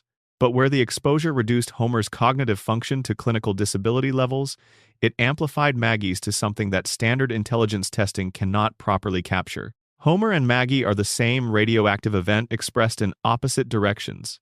He is what happens when mutation takes something away. She is what happens when mutation gives something extraordinary. And if the coma theory holds, Maggie's genius takes on a quality that makes it almost unbearable to think about for too long. If Homer is dreaming, if the entire show is the unconscious projection of a man lying in a hospital bed while his family waits to see if he opens his eyes, then Maggie's brilliance is Homer's deepest wish expressed in his youngest child. He cannot see her grow up. He cannot watch her develop. He cannot hear what she sounds like when she finally speaks, or see what kind of person she becomes when she walks into the world on her own terms. So, in the dream, he makes her extraordinary. He gives her an intelligence beyond measurement. He makes her capable of things that would be impossible for any baby. He makes her able to take care of herself no matter what, because in his unconscious state, he cannot take care of her, and the dream is the only place he has left to love her. Her genius is not a mutation. It is a father's prayer. It is Homer spending his dreaming years building a version of his youngest child who will be okay even without him. But in the waking world, if there is still a waking world, the reading is darker. Maggie does not speak because she has observed what speaking gets you in this town. She does not reveal her intelligence because intelligence is punished in Springfield. She watches everything. She remembers everything. She understands everything. And she waits. The show never tells us what she is waiting for. Maggie's endgame is the last truly open question of the Simpson family, because the show has never definitively revealed the ceiling of what she can do. We have seen glimpses: a man shot, a daycare organized, a family saved, problems solved that adults could not crack. And underneath all of it, behind 36 years of deliberate silence, something is thinking, something is planning. Something is watching everything that happens in Springfield with an intelligence that has never once been suspected by the people best positioned to notice it. When Maggie finally decides to act on the full scale of what she is capable of, nobody in Springfield will see it coming. That is exactly how she designed it. Section 7. Where is Springfield and why the answer is a conspiracy? Springfield is the most famous fictional town in American history. More people can name Springfield than can accurately identify the capital of a significant number of states in the actual country.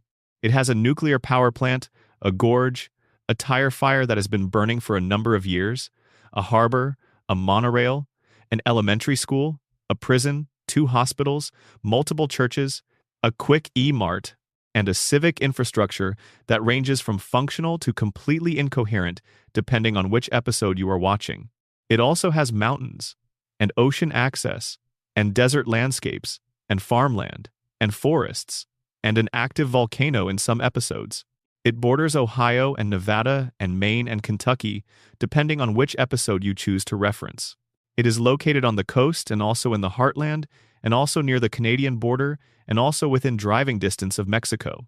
Its weather ranges from severe blizzard conditions to tropical heat waves within the span of a single season.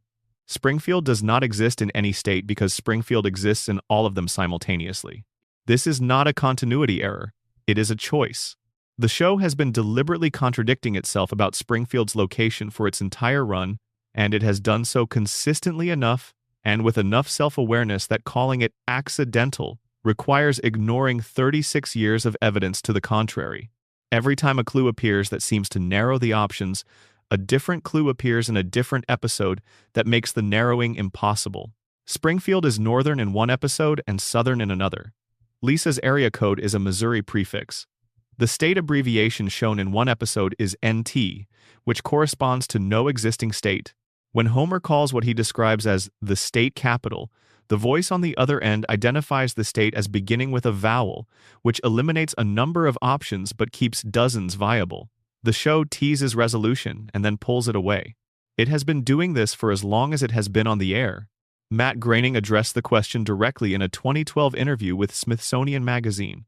He said he named the town after Springfield, Oregon, because he grew up near there, and because Springfield is one of the most common city names in America. For approximately 48 hours, the mystery appeared to be solved. Springfield was in Oregon. Case closed. Then the show continued. Episodes aired after the interview that placed Springfield in geographic contexts entirely inconsistent with Oregon. The writers did not honor Groening's answer. They kept the contradiction alive because the contradiction is the point. The mystery was not resolved by its creator's public confession because the mystery does not belong to its creator anymore. It belongs to the show, and the show has decided that mystery is more valuable than answer. There are several ways to think about why Springfield's location is deliberately indeterminate, and they range from the straightforward to the genuinely strange. The straightforward explanation is the one the show's writers have essentially confirmed. Springfield is meant to be everywhere. It is designed to feel familiar to viewers regardless of where they actually live. The industrial decay of the Rust Belt and the suburban sprawl of the Sun Belt and the small-town insularity of New England and the cultural anonymity of the Midwest all coexist within Springfield's borders because the show is built to resonate with Americans from any background. Every viewer is supposed to recognize something of their own hometown in Springfield. You cannot do that if the town is pinned to a specific geography that carries its own specific associations. This is the official explanation. It is also true, and it is completely unsatisfying as a complete account of something this elaborately maintained for this long. The theories we have been building through this script suggest other readings. If the radiation theory is correct, if Springfield is a contamination zone where the biological rules that govern living organisms have been bent by decades of nuclear exposure, then geography is not obviously exempt from the distortion. The people of Springfield have 4 fingers. Their fish have 3 eyes. Their billionaire glows in the dark. Their safety inspector has survived events that should have killed him dozens of times over. If the biological rules are negotiable inside Springfield's borders, why should the spatial rules be fixed? Perhaps Springfield has both mountain ranges and ocean access and desert landscapes and Arctic weather, because the contamination that has warped the organisms inside it has also warped the physical space. Perhaps the radiation has compressed or distorted the geography, folding features that should be hundreds of miles apart into proximity with each other. The town is a geographic impossibility for the same reason its residents are biological impossibilities. Something is wrong here, something deep and structural, and the wrongness does not confine itself to biology. The coma theory offers a different kind of geographic logic. If everything since April 1993 is Homer's dream, Springfield's geography does not need to be internally consistent, because dreams do not have internally consistent geography. Dreams have emotional geography. They assemble themselves from fragments of memory, impressions from television, sensory input filtered through consciousness in whatever configuration produces the right feeling. Homer's dreaming mind did not have a precise map of America available. It had memories. A mountain seen on a family vacation, an ocean glimpsed on a work trip, a desert from a movie, farmland from a drive through the Midwest. His unconscious assembled Springfield from every American landscape he ever encountered, layering them on top of each other without regard for spatial reality, because spatial reality is not what the dream needs. The dream needs Springfield to feel like home. And home for Homer is everywhere he has ever been happy or wanted to be. But the theory that connects Springfield's geographic impossibility most directly to everything else we have discussed is the one that treats it as a structural feature of the town's capacity for institutional avoidance. You cannot investigate a facility if you cannot establish jurisdiction. You cannot bring federal charges against a nuclear power plant operating in illegal conditions if the state in which it operates keeps changing. You cannot hold anyone accountable for environmental damage if the regulatory authority responsible for that specific geography shifts between episodes. Springfield's location is perpetually undefined, which means Springfield's regulatory oversight is perpetually uncertain. The EPA sealed the town under a dome in the movie, but the show's continuity suggests that this intervention did not produce lasting change, because in Springfield, interventions never do. Burns has maintained a facility with hundreds of documented safety violations for decades without facing meaningful legal consequence. Part of that is his wealth and influence. Part of it is Springfield's institutional tendency toward collective amnesia. But part of it might be something more specifically geographic: the difficulty of bringing a consistent regulatory framework to bear on a town that cannot be reliably located on a map. A town with no fixed location has no fixed oversight authority. It floats between jurisdictions. It exists in a permanent state of bureaucratic ambiguity that serves the interests of the person most invested in avoiding accountability, which is Burns, whose plant is the reason the contamination exists, whose violations are the thing any serious investigation would immediately surface, and who has every reason to ensure that no serious investigation ever achieves enough jurisdictional clarity to proceed. Springfield does not have a location because having a location would be dangerous. Landing in a specific state would mean a specific attorney general, a specific EPA regional office, a specific set of elected officials who could be pressured by constituents suffering the effects of the plant's operations.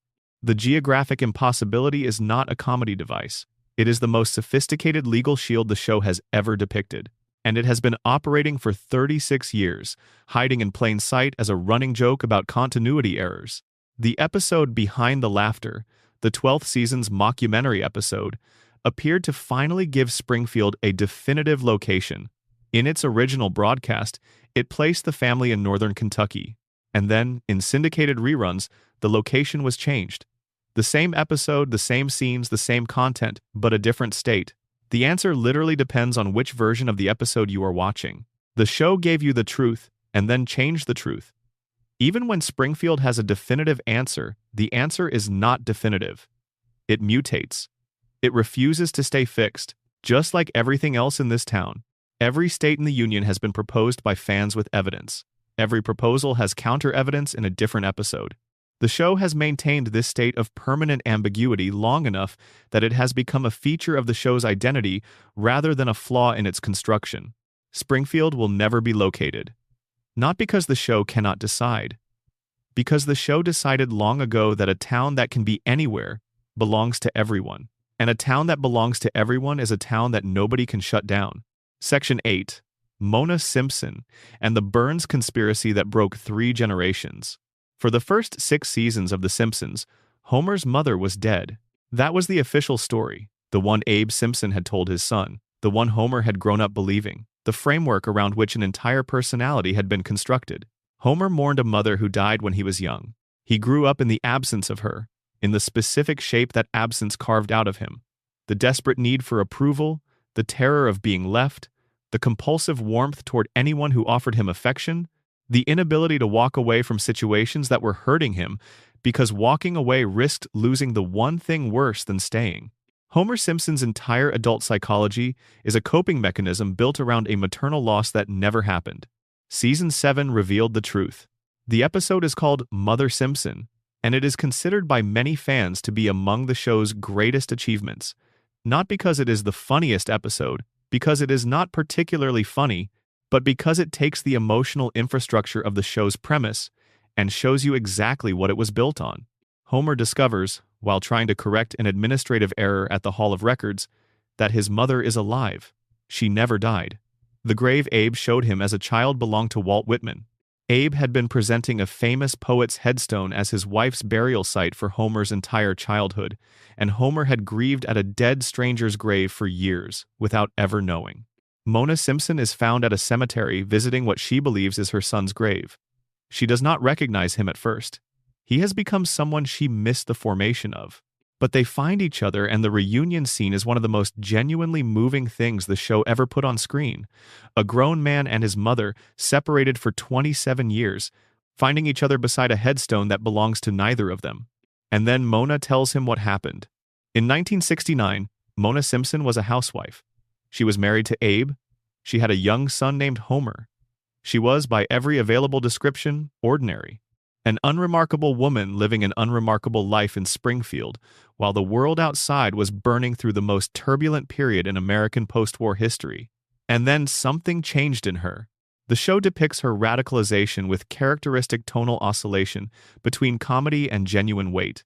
Mona joined a group of activists. She became politically engaged in ways that Abe could not follow her into. And the group she joined targeted, for their most significant action, a biological weapons laboratory owned by Mr. Burns. Let that sit for a moment. Burns did not just own the nuclear power plant, he owned a germ warfare facility. A laboratory in Springfield, the same town where Homer was growing up, designed to research and produce biological weapons. Burns was manufacturing weaponized pathogens in the community, where he also operated a nuclear reactor with hundreds of safety violations and dumped radioactive waste into playgrounds. Mona and her group broke into the laboratory. They detonated what the show describes as an antibiotic bomb, destroying the biological agent stored inside. The raid succeeded. The weapons were neutralized. But Mona made one mistake in the aftermath. As the group fled, she stopped to help someone who had been knocked down in the chaos. The person she stopped to help was Burns. She helped him up. He saw her face. He reported her to the FBI. And from that moment forward, Mona Simpson was a fugitive who could never go home. She kissed Homer goodbye while he was sleeping. She disappeared into the night. She did not come back for 27 years. And Homer woke up in the morning and his mother was gone. And Abe told him she was dead. And Homer Simpson spent the next 3 decades of his life shaped by a grief built on a lie. The grief produced the psychology produced the employee. Because here is the thing about Homer Simpson as a worker. He is terrible at his job, yes, but he is also perfectly designed to stay in it. He cannot leave Burns. He cannot risk losing the stability of his employment no matter how badly he is treated, no matter how many times Burns fails to remember his name, no matter how many violations he observes or how clearly he can see, in his limited way, that his workplace is dangerous. Leaving would mean risking everything, and Homer's deepest terror, encoded in him by 27 years of believing he was the kind of son a mother would rather die than raise, is that he is not worth staying for, that people leave, that the things you love disappear without warning and without explanation, and there is nothing you can do about it except cling harder to the things that remain. Burns knew this, or something like it, when he hired Homer. Maybe not consciously. Maybe the specific psychology was not something Burns mapped out in advance, but the result was exactly what Burns needed. A man so psychologically dependent on the security of his employment that he could not function as a genuine safety inspector, even if he were cognitively capable of it. Homer would not report the violations because reporting the violations risked his job, and losing his job was unthinkable. Homer would not organize resistance because organizing resistance required the kind of sustained confrontation with authority that his entire personality had been built to avoid. Burns did not just drive Mona away.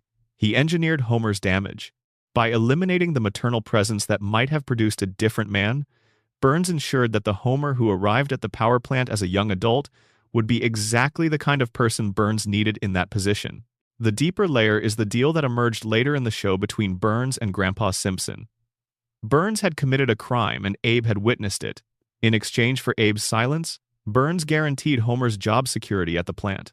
No matter how many errors Homer made, no matter how many times he should have been terminated for cause, no matter how incompetent his performance, he would be kept on. The show documents 742 errors. Homer remains employed through all of them. The deal is the keystone of the whole structure. Abe witnessed something he could have used to damage Burns. Instead of using it, he traded the information for a promise that his son would always have work. He made a deal with the man who had destroyed his family to secure the economic future of the family that remained. And he never told Homer, never explained why the job was safe, never connected the dots for his son between the man who signs his paychecks and the man who took his mother. Homer works for Burns. Homer has worked for Burns his entire adult life. Homer earns his living from the man who destroyed his family, grieved a mother who was alive because her enemy kept her running, and built his personality around an absence that was manufactured by the person he calls his boss. The show confirmed this connection and then showed us Homer failing to process it. He knows, by the time Mother Simpson ends, that Burns is the reason his mother could never come home. He knows it. And he does not confront Burns. He does not quit. He goes back to work on Monday. He strangles his son on the couch. He eats his donuts. He goes to sleep. And in the morning he punches his card at the facility owned by the man who stole his childhood. Homer's inability to act on this knowledge is not played as a joke. It is played as the saddest thing in the show's history, because Homer cannot act on it. The same damage that was done to him, the same cognitive erosion from radiation, and the crayon and 27 years of a grief that was never real but felt entirely real, has left him without the neurological architecture necessary to convert what he knows into something he can do anything about. Burns did not just ruin Mona's life. He did not just ruin Homer's. He did it across 3 generations. Abe, who made a deal he could not discuss. Mona, who spent decades underground for trying to do the right thing. Homer, who was broken before he was old enough to understand what was being done to him. 3 generations of Simpsons, shaped by one man's capacity to use institutional power against ordinary people who could not match it. And Mona died in a later season, in a scene the show handled with unusual restraint. Homer was there. He held her hand. He watched the mother he barely knew slip away. No joke, no cutaway, no reset. Just the weight of 27 stolen years and everything that was built in the space they should have occupied. Burns won. Burns kept winning. He keeps winning now. Because in Springfield, the man with the money writes the rules. And the rules say Homer Simpson will work at the nuclear power plant until he dies, because his grandfather made a deal, because his mother made a choice, because the richest man in town needed a broken man in Sector 7G. And Homer was broken before he ever clocked in for his first shift. Section 9. The Prediction Phenomenon, How a Cartoon Learned to See the Future. Let's get the big ones out of the way first, because you have probably encountered them in a social media share at some point and wondered what was going on. In the year 2000, an episode called Bart to the Future depicted a future America in which Lisa Simpson has become the first female president of the United States. In that same episode, Lisa's predecessor in the Oval Office is identified as Donald Trump, who apparently won an election and left the country in sufficient fiscal disarray that President Lisa's opening challenge is dealing with the enormous budget deficit he left behind. The episode aired in the year 2000, 16 years before Trump won the 2016 election. The internet response when this connection surfaced was intense enough that people who had not watched The Simpsons in decades were sharing screenshots and asking how the writers could possibly have known. That is just the headline. The list of apparent predictions extends across decades of episodes and covers a remarkable range of domains. In 1995, an episode depicted a wrist-mounted device that communicates and displays information in ways that closely resemble a modern smartwatch. In 1994, Homer goes to space as a civilian, decades before commercial space tourism became an actual industry. In 1998, a background chalkboard gag appears to contain a mathematical formulation that resembles the equation that would later be used to predict the mass of the Higgs boson particle, which was not confirmed experimentally until 2012. In 1999, Homer proposes a theory that the universe might be shaped like a donut. Later, cosmological research surfaced radiation pattern data suggesting the universe might actually be toroidal. In 1993, An episode about a flu virus originating in Asia and spreading to Springfield included mass panic, people buying out store shelves, and a frantic search for a cure. The episode aired 27 years before COVID-19. And in the same episode, the town accidentally released a swarm of killer bees, which landed oddly on top of reality when Asian giant hornets dubbed murder hornets showed up in the United States during the actual 2020 pandemic. In 1996, an episode included a joke in which the hip-hop group Cypress Hill accidentally booked the London Symphony Orchestra for the same event while under the influence of something the show kept diplomatically vague. That collaboration actually happened in 2024, when Cypress Hill performed with the London Symphony Orchestra at the Royal Albert Hall. 28 years between the joke and the reality. In 1998, a storyline depicted Disney acquiring 20th Century Fox, presented as an absurdist gag about media consolidation. The acquisition actually occurred in 2019. The response to each of these connections, when they surface, follows a predictable pattern. Screenshots go viral. Social media fills with variations on the same question. How do they know? Are the writers time travelers? Is there something stranger going on? Is The Simpsons some kind of prophetic text hidden inside 36 years of animated comedy? The actual answer, from the people who make the show, is much simpler and considerably less satisfying. Al Jean, who has been an executive producer since the show's early seasons, addressed the prediction phenomenon directly. His explanation: if you throw enough darts, some will hit the target. That is the whole of it. The Simpsons has produced nearly 800 episodes across 36 years, and each episode contains dozens of jokes, references, and satirical observations about American culture, technology, politics, and society. When you generate that volume of content across that span of time, some of it will align with future events through the operation of basic statistical probability. Producer Bill Oakley was even more direct. He said there are very few cases where the show actually predicted something. Mostly it is coincidence, because the episodes are old enough that history has had time to repeat itself. Fact-checking organizations that have investigated the most prominent prediction claims have consistently found the same pattern. The show's enormous output creates many opportunities for coincidences to appear, and most of the apparent predictions have straightforward explanations that become visible once you look at them without the confirmation bias that selective social media sharing introduces. Many of the supposed predictions were actually built on trends that were already visible when the episodes were written. The Trump prediction is the clearest example. Trump had been publicly flirting with running for president since the late 1980s. By 2000, when the Bart to the Future episode was written, he had already made public statements about potential presidential ambitions, had generated the kind of celebrity that makes political aspiration feel plausible, and existed as a recognizable enough cultural figure that a joke about celebrity politics reaching its logical extreme could land by naming him specifically. The writers did not predict a Trump presidency by accessing knowledge of the future. They observed that Trump had been circling the idea for over a decade and wrote a joke about the trajectory the observation suggested. The Disney-Fox prediction works the same way. Media consolidation had been accelerating for years before the 1998 episode that depicted it. The trend was not hidden. It was the subject of business journalism, academic analysis, and cultural criticism.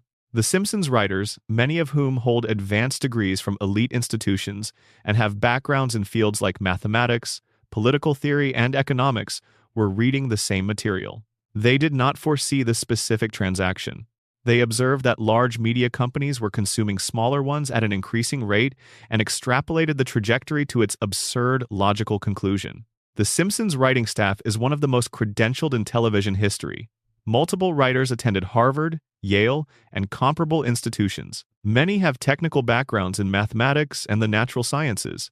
These are not people generating random guesses about the future. They are highly educated, deeply engaged observers of American culture who spend their professional lives studying trends, analyzing patterns, and pushing current trajectories to the places they are most likely to end up. They are reading the present more carefully than most people do and then pushing it forward. They are not predicting the future. They are extrapolating from the present with unusual rigor and expressing the extrapolations as absurdist comedy. But here is where the explanation becomes interesting. Because while it explains most of the apparent predictions, it does not explain all of them. Some coincidences are specific enough that statistical probability feels inadequate as the complete account. The Trump prediction did not just identify a celebrity becoming president. It named Trump specifically and depicted him descending what appears to be an escalator in a visual sequence that mirrors the announcement Trump actually made in 2015. The Siegfried and Roy episode did not just joke about exotic animals being dangerous. It depicted a white tiger attacking one of the performers, which is almost exactly what happened in 2003 when Roy Horn was critically injured by one of the act's white tigers during a live performance. These are not vague trend extrapolations. These are specific details that align with specific future events in ways that make you sit back and stare. This is where the most interesting theory about the predictions emerges, and it is more fascinating than any conspiracy about time travel or prophetic writers. The theory is this: The Simpsons does not predict the future. The Simpsons shapes it. The Simpsons is one of the most deeply embedded pieces of American cultural media in history. It has been running for longer than a significant portion of its current audience has been alive. Its jokes have entered the American lexicon. Its observations have become part of the mental furniture with which Americans understand their own culture and their own moment. When The Simpsons makes a joke about Trump becoming president, that joke does not just register as comedy and disappear. It enters the cultural bloodstream. Millions of people see it. It becomes a reference point. It becomes part of the background radiation of American cultural consciousness. It makes the idea of a Trump presidency feel not like a shocking impossibility, but like an inevitable punchline. It primes the imagination. It makes the future feel familiar before it arrives. When reality catches up to the joke, when the punchline finally materializes in the actual world, it does not feel like prediction. It feels like recognition. We have seen this before. The Simpsons already did this. But the show did not tell you what was going to happen. The show told you what was possible. It gave you a mental category for the event. And when the event occurred, you had a framework for it already, one the show built. The show did not predict Disney buying Fox. It depicted media consolidation as an obvious satirical observation and, in doing so, made the specific outcome of that tendency feel more inevitable. By the time the actual transaction happened, decades of cultural processing had already made it feel expected. The show did not forecast the event. It culturally prepared us for the event, and our preparedness made the event itself seem predictable. Springfield does not reflect America. America has become Springfield. The show held up a mirror for 36 years, and the culture stared into it long enough and closely enough that it started to resemble what it saw. The nuclear power plant run by a corrupt billionaire, the incompetent safety inspector whose job is structural rather than functional, the population too distracted and too economically dependent to mount meaningful resistance. The government that exists to manage the appearance of accountability rather than its substance. These are not predictions. These are diagnoses. The show just wrote them down first and gave them names. And here is the final piece that makes the prediction phenomenon genuinely interesting to think about. The Simpsons has also produced thousands of predictions that did not come true. Jokes about jetpacks, jokes about moon colonies and flying cars and technology that never materialized, jokes about political outcomes that went differently than depicted, jokes about cultural shifts that never happened. Nobody collects those. Nobody shares them. Nobody builds anything around the misses because confirmation bias only operates in one direction. We remember the hits and forget the misses. We take nearly 800 episodes containing thousands of satirical observations about American cultural trajectory, filter them through the most powerful confirmation bias amplification engine ever created, which is the internet, and end up with a highlight reel that looks like prophecy. The show did not write the future. The show wrote so many possible futures that some of them were statistically certain to arrive. And the ones that arrived are the only ones anyone remembers. But try telling that to yourself the next time a clip from 1,997 lines up perfectly with a headline from today. Because the truth is, even knowing the mechanism, even understanding exactly how the trick works, it is still something to watch. 800 episodes, 36 years, thousands of observations. Enough bullseyes that even the show's own creators pause and wonder if maybe, just maybe, they knew something they should not have been able to know. Maybe they did. Maybe the show is just smart enough that some of its intelligence starts to look like something else. Maybe the line between reading the present very carefully and seeing the future has always been thinner than it appeared. Section 10. The Principal and the Pauper, How Springfield Made the Truth Illegal. Season 9, Episode 2, The Principal and the Pauper, the 28th of September, 1997. This is the episode that the internet has been arguing about for almost 30 years. The episode that fans consistently rank among the worst the show ever produced. The episode that Harry Shearer, who voices both Skinner and Burns, publicly stated his displeasure with. The episode that critics called the moment the show stopped caring about its own continuity. The moment the writers betrayed their audience's trust. The moment The Simpsons stopped being The Simpsons. Everything the fans said about this episode is true, and everything they said is wrong. The episode is not a betrayal. The episode is a revelation. It is the one time the show took the machinery that makes Springfield work and showed it to you in full operation, in real time, with all its gears visible and turning. Here is what happens. Springfield Elementary holds an event honoring Principal Seymour Skinner's 20 years of service to the school. A stranger walks in.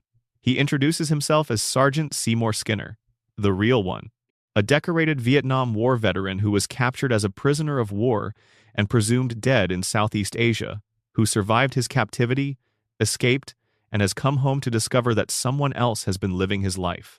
The man Springfield has known as Principal Skinner for 2 decades is an imposter. His real name is Armin Tamzarian. Before Vietnam, he was a petty criminal from the wrong side of wherever he came from. He was drafted. He served in the same unit as the real Skinner. When Skinner was captured and presumed dead, Tamzarian felt responsible. He traveled to Springfield to deliver the news of Skinner's death to his mother, Agnes, but Agnes assumed he was her son. She needed him to be her son.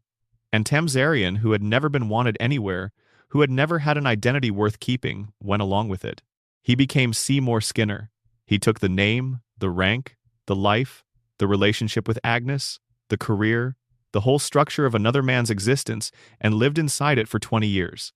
And then the real Skinner walked through the door at the worst possible moment, and the whole construction collapsed. Springfield discovers the truth. The imposter is exposed. The genuine article is present, and the town holds a meeting to decide what to do. What they decide is extraordinary, and if you have never thought about this episode as anything other than a continuity mistake, the decision is worth sitting with until its full implications register.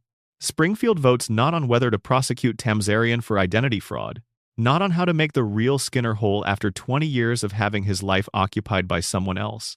They vote on whether to acknowledge the truth at all, and the verdict is unanimous. The town votes to keep the lie. Judge Snyder issues a legal decree that the imposter is the real Skinner. The actual Seymour Skinner, the decorated veteran, the man whose identity was stolen, is physically tied to a railroad car and removed from Springfield. And the judge makes it explicitly illegal to ever mention what actually happened, under penalty of torture. Fans called this bad writing. And from one angle, they are right. It is a decision that retroactively undermines 25 seasons of established character development.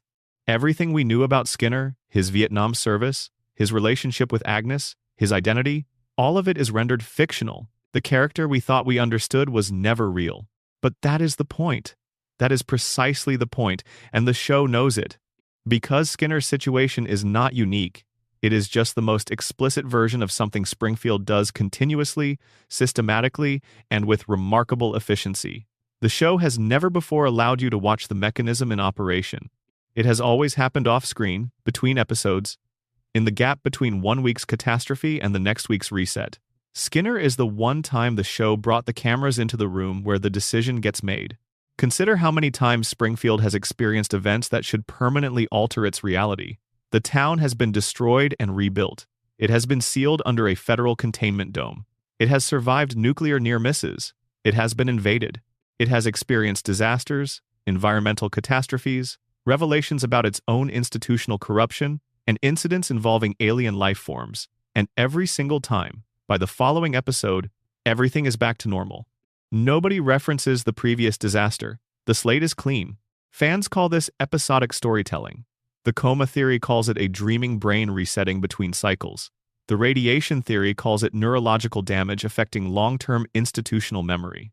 But the Skinner episode offers a fourth explanation that might be the most clarifying of all. Springfield resets not because the characters forget. Springfield resets because the community chooses to forget. Deliberately, collectively, through an unspoken social contract that operates on a principle as simple as it is unnerving. We will not acknowledge what happened. We will maintain the agreed-upon version of reality. We will treat the lie as truth and the truth as a criminal offense. Anyone who insists on the real version of events will be removed from the community. This is not a cartoon convention.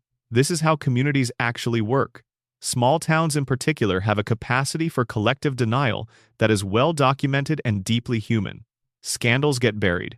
Uncomfortable truths get renegotiated until the negotiated version becomes the only one anyone can access. The official story replaces the actual story, not because people are stupid, but because confronting the actual story would require confronting everything that makes the actual story possible, and the chain of confrontations that would open cannot be survived by the community that initiates it. If Springfield acknowledged what happened with Skinner, it would establish a precedent that truth can be surfaced and acted on, regardless of how inconvenient it is. And if that precedent exists, the next logical application is the power plant, the three-eyed fish, the cracked cooling towers, Burns, the entire structure of economic and political dependency that keeps Springfield exactly as it is. Pull one thread and everything comes apart. So the town does not pull the thread. It cuts it. It passes a law against pulling it. It ties the person who tried to pull it to a railroad car and sends him to a place where he can never pull it again. The real Seymour Skinner is Springfield's most extreme example of what happens to anyone who arrives with proof that the official narrative is false. He was a man who showed up with documentation, with identity, with an undeniable claim on reality, and the town's response was not gratitude for the truth. It was to criminalize the truth and exile the person who carried it. This is not a comedy beat. This is the show documenting the exact mechanism by which Springfield maintains its impossible reality. Through consensus, through denial, through the systematic removal of anyone whose presence requires the community to choose between comfort and honesty. And they always choose comfort. The Principal and the Pauper is not the worst Simpsons episode. It is the most important one, because it shows you the infrastructure underneath every reset, every forgotten catastrophe, every moment when something world-altering happens in Springfield, and the next episode proceeds as if nothing occurred. The mechanism was always there. The episode just turned the lights on and let you see it. Armin Tamzarian is still pretending to be Seymour Skinner. Springfield is still pretending everything is fine. And somewhere out there, tied to a train or living wherever the exiled truth goes in this universe, the real Seymour Skinner is still the last honest man in a town that made honesty a punishable offense. Section 11. The Floating Timeline. Why Nobody in Springfield Grows Old. Bart Simpson was 10 years old when The Simpsons debuted on the 17th of December, 1989. He is 10 years old right now. Lisa was 8 then and is 8 now. Maggie has been 1 for longer than most television series managed to stay on the air. Homer and Marge were in their mid-30s when the show began and have not accumulated a single additional year. 36 years have passed in the world where you are watching. 0 years have passed in Springfield. The television industry has a name for this structural feature. A floating timeline. It means the show's present is always the viewer's present. Characters live in whatever year the episode airs. They use current technology, reference current events, respond to the cultural moment in which they are depicted. But they do not age. They remain frozen at the ages they were when the show began, so that the audience of 2025 can watch a Homer who is still in his mid-30s experiencing 2025 problems, while the audience of 1995 watch the same Homer experiencing 1995 problems. It is a production convention. Most long-running animated shows use some version of it. Accepting it is considered part of the basic compact between the show and its audience.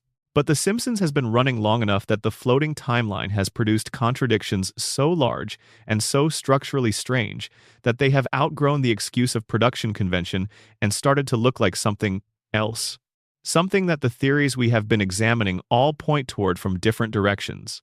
The most visible crack in the timeline is the backstory problem.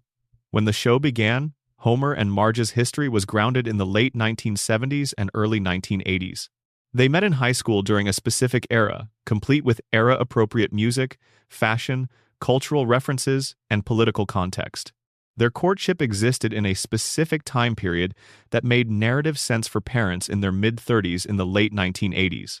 But as the timeline floated forward, the backstory had to move with it. If Homer and Marge are still in their mid-30s in 2025, then they did not meet in 1980. They met somewhere around 2005, which means their high school experience was not defined by Watergate and disco and the cultural aftermath of Vietnam. It was defined by MySpace and early smartphones and reality television. The show has adapted to this awkwardly but visibly. Later flashback episodes have moved Homer and Marge's formative years progressively forward. They have been hippies, then grunge fans, then something approximating millennials.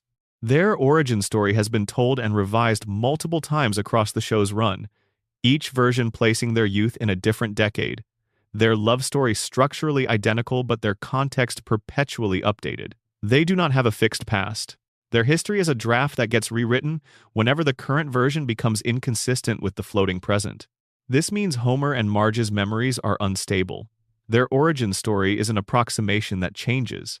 Their identities are built on a foundation that keeps shifting.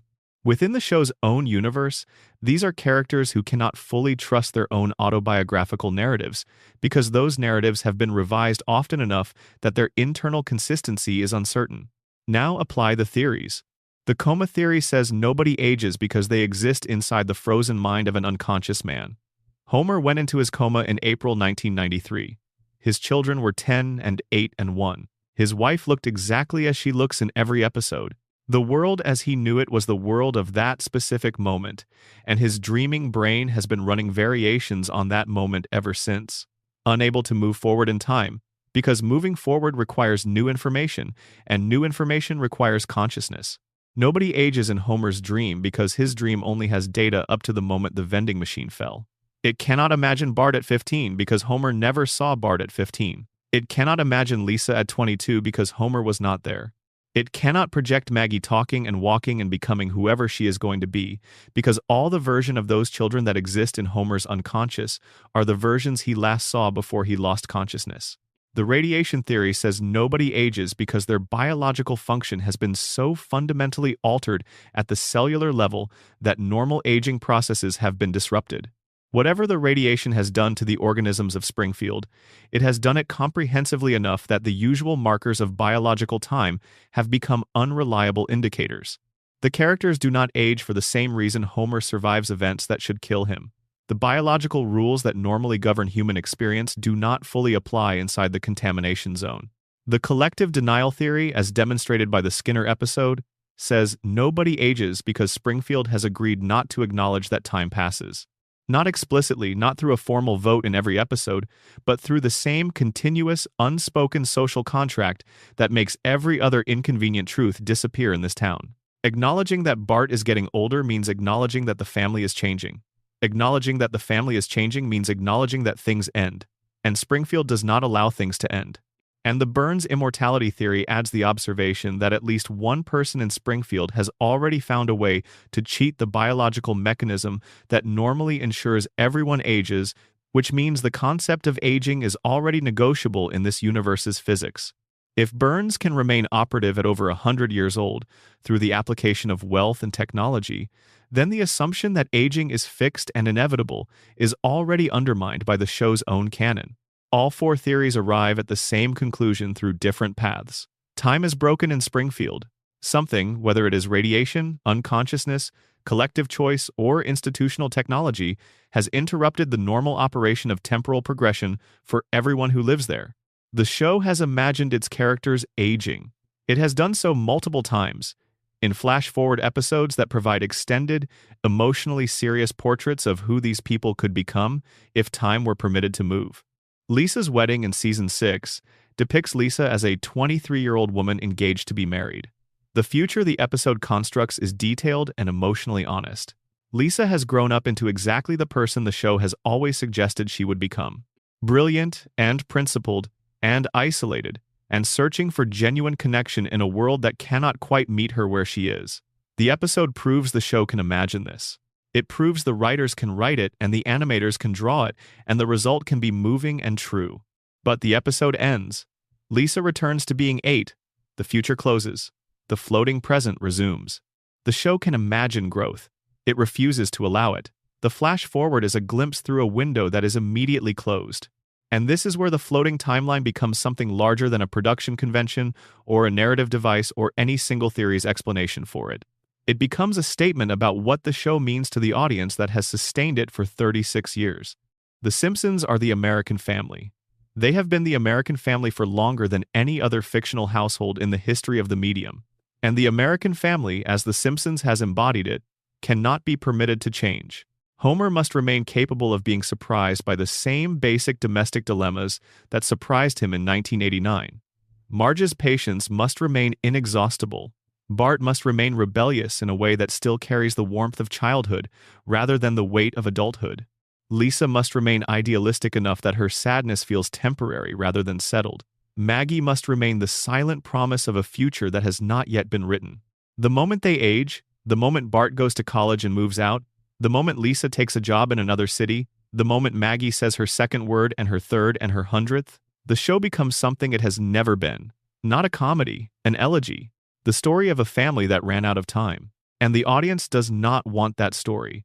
Or at least the culture that has sustained the show for 3.5 decades has consistently signaled that what it wants is the other story, the one where the kids are always young and the family always comes back to the couch and the credits always roll on a house that looks the way it looked in 1989. The floating timeline is not something the show does to us. It is something we have collectively asked for, year after year, by continuing to watch. We built the loop, we maintain it. We tune in every week to confirm that the family is intact and the house is still standing and the timeline is still floating. And every time we watch, we make it a little harder for Springfield to do anything except exactly what Springfield has always done. The characters are trapped in the loop, but so are we. We trapped them here, and we trapped ourselves with them. And the show has been honest about this for years if you were willing to read it that way. The floating timeline is not a creative limitation. It is the show's most honest engagement with its own audience. It is The Simpsons saying, "We are frozen here because you need us to be." Because the alternative is watching the family grow up and grow apart, and the children leave and the house go quiet, and the couch become a piece of furniture nobody sits on anymore. And that is not entertainment. That is just life. And the one thing The Simpsons has always been able to give you that life cannot is the guarantee that the credits will roll and everything will still be fine in Springfield, and you can come back next week and the family will be right where you left them. Maybe that is worth something. Maybe that is worth 36 years of suspended time and impossible geography and yellow skin and a baby who has been 1 year old for as long as anyone can remember. Maybe the loop is not a prison. Maybe the loop is the whole point. Section 12. The darkest corners, Hans Moleman, Ned Flanders, and the final theory about what Springfield really is. We are near the end now. But before we put Springfield behind us, there are 2 more mysteries that deserve attention. Not the biggest theories, not the most architecturally elaborate, but possibly the most quietly devastating pieces of evidence that something fundamental is wrong with this town. The first is a body count. Hans Moleman is a small, elderly, nearly blind man who appears in the background of Springfield scenes and exists primarily as a repository for physical suffering. He gets hit by cars. He gets crushed by falling objects. He gets buried alive. He gets eaten by wild animals. He gets struck by lightning. He gets incinerated in situations the show introduces without explaining how he ended up there. He walks into traffic and disappears under wheels. He is, by conservative count, the most frequently killed character in the history of American animated television. The show has killed Hans Moleman dozens of times.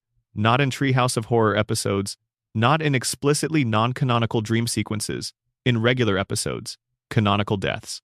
Moleman dies on screen, visibly, unambiguously, and then he appears in the next episode completely fine. No explanation, no resurrection scene, no acknowledgement that the character who is currently standing in the background of this grocery store scene was last seen being eaten by a bear. He simply returns, ready to sustain whatever indignity the episode has scheduled for him. Most fans treat this as a running gag and nothing more. Moleman dies a lot. It is funny. Do not overthink it. But through the lens of everything we have examined in this script, Moleman's recurring deaths are genuinely strange. If the radiation theory is accurate, Moleman might represent the most extreme biological mutation in Springfield. A man whose exposure to the plant's contamination has been so comprehensive, or whose particular biology has responded to it so unusually, that his cellular structure can reconstitute itself after fatal trauma. He does not survive his deaths the way Homer survives injuries. Homer endures damage and recovers. Molman actually ceases to function and then returns as if death in Springfield is not a permanent state for certain residents. As if the contamination has, in his case specifically, made mortality negotiable. If the coma theory is correct, Molman's repeated deaths serve a different function entirely. He is a minor character, a background element, a face in the crowd that Homer's dreaming brain uses to populate Springfield with the sense of a lived-in world. And minor characters in dreams are not maintained with the same consistency as primary figures. The dream needs Molman to be present when the scene requires a face. It does not need to track his continuity between scenes. He dies because the dream does not care about him enough to keep him alive, and he returns because the dream needs him again in the next scene, regardless of what happened in the last one. If the collective denial theory applies, Molman's deaths are just another thing Springfield has agreed not to notice. A man dies in public, visibly, in front of witnesses, repeatedly, and nobody investigates. Nobody calls for accountability. Nobody holds a meeting about the mortality rate of one specific citizen. The town has normalized Molman's death cycle the way it has normalized everything else that should be alarming. It is just how things are around here. But Molman himself added the detail that makes this mystery its most unsettling. In one episode, when asked his age, he states that he is 31 years old. 31. Look at Hans Molman. He presents as a man in his 80s or 90s at minimum. He moves with the careful deliberation of someone whose body has accumulated a significant number of decades. His eyes barely function.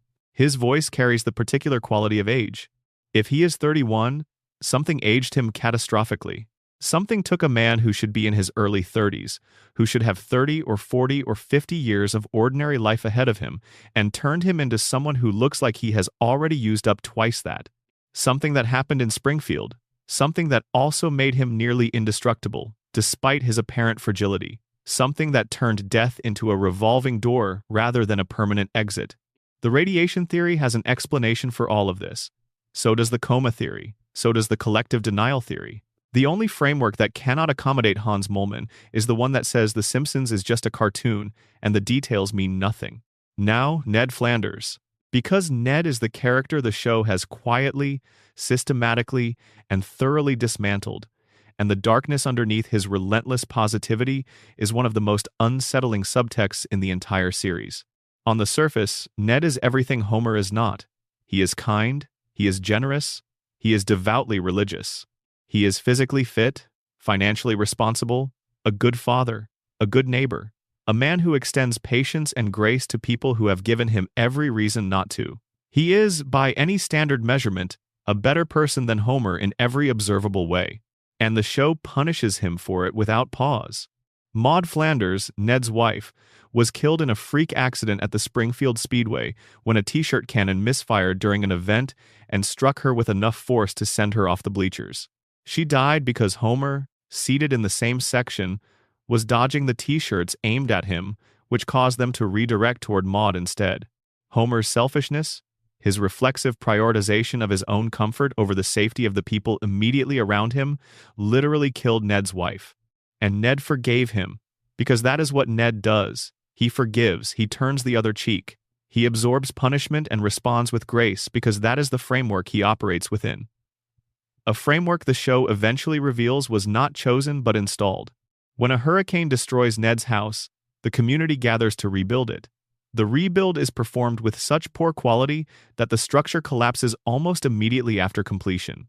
Standing in front of the ruin of his home, surrounded by the people whose incompetence destroyed the second structure in a matter of hours, Ned Flanders breaks. He has a complete psychological collapse. He says things to the people around him that he has clearly been holding inside for years. He screams at the town. He names what they have done to him. He speaks the truth about his situation with a clarity and force that is, for a moment, genuinely thrilling, because finally someone in Springfield is saying directly what the audience has been watching happen. And then he is institutionalized. He is committed to a mental health facility, and in the sessions that follow, the show reveals what is underneath Ned's niceness. As a child, Ned was violent and uncontrollable. His parents, committed to a philosophy of non-intervention that the show depicts as both sincere and catastrophically misguided, took him to a psychiatrist. That psychiatrist spent years conditioning the aggression out of him. Years of behavioral modification that targeted the specific qualities in Ned that made him difficult to manage and systematically reprogrammed them into their opposites. Ned's kindness is not a character trait. It is a psychological cage. It was built around him by someone else, using methods applied to a child too young to consent to the construction, and it has been operating ever since as the primary structural feature of his personality. Everything about Ned reads differently once you know this. His patience with Homer is not saintly, it is pathological. His brain was rewired to suppress anger regardless of the circumstances that trigger it, which means he cannot feel the rage that his situation would naturally produce. His faith is not spiritual conviction based on genuine reflection. It is a coping mechanism adopted by a man who needed an external framework to explain why he keeps suffering despite doing everything right, because without that framework, the question of why his life works out this way has no bearable answer. His forgiveness of Homer after Maude's death is not grace.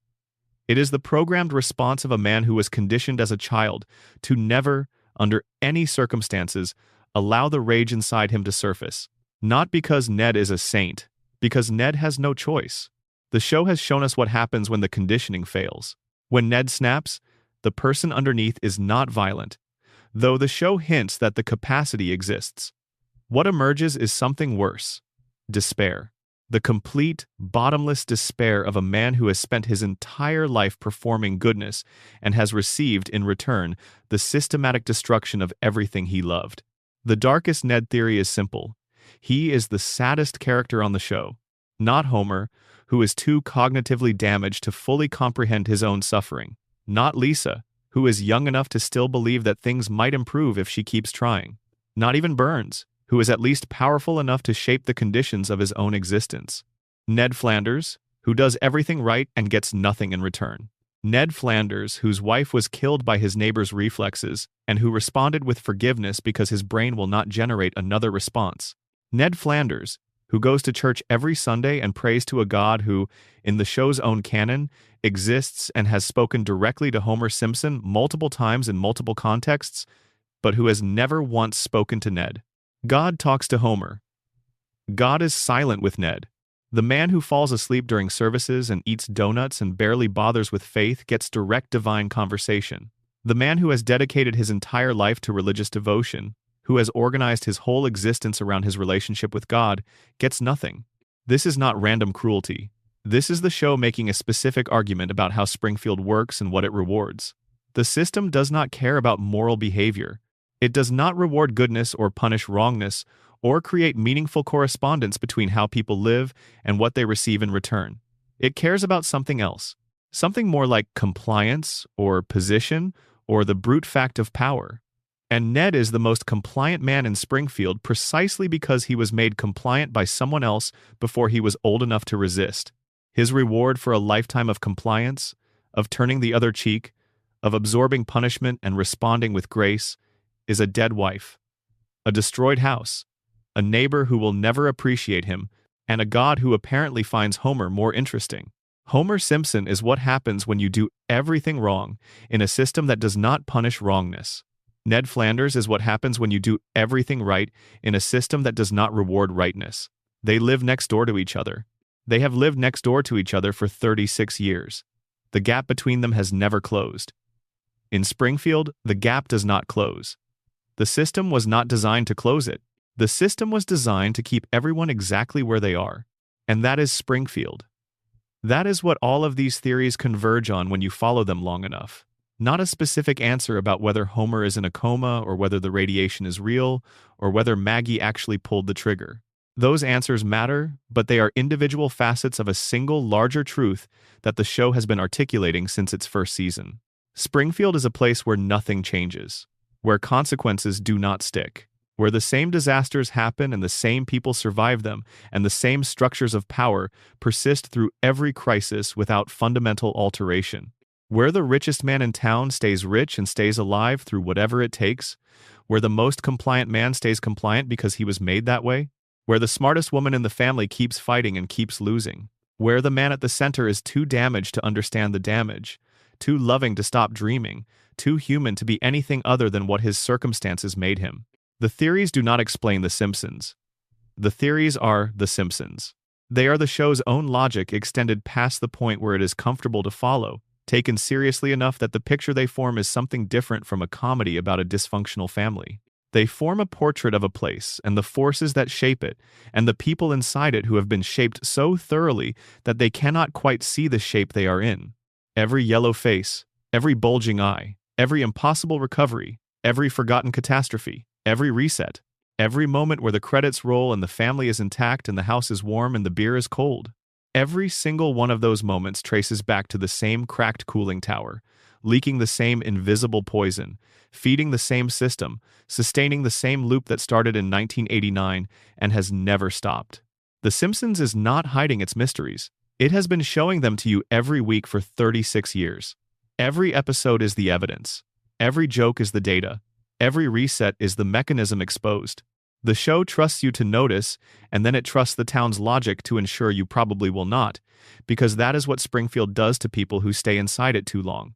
The loop is not their prison, it is ours, and we have been living inside it, willingly, happily, with genuine love for the people trapped in it with us, since the night in 1989, when an animated family first sat down on a couch in front of a television and became, somehow, in ways that are still not fully explicable, the truest fictional version of something we recognized as our own. We watched them. They stayed. We kept watching. They kept staying. And somewhere in that 36-year-long exchange between the audience and the screen, something happened that no theory has fully accounted for. We needed them. And they needed us. And the loop kept running because that is what loops do, when two things inside them need each other enough to keep it going. Bart is still 10, Lisa is still 8. Maggie still has her pacifier. Homer is still stumbling home at 5:30. Marge is still patient. The house is still there on Evergreen Terrace. And the show is still on. Go to sleep now.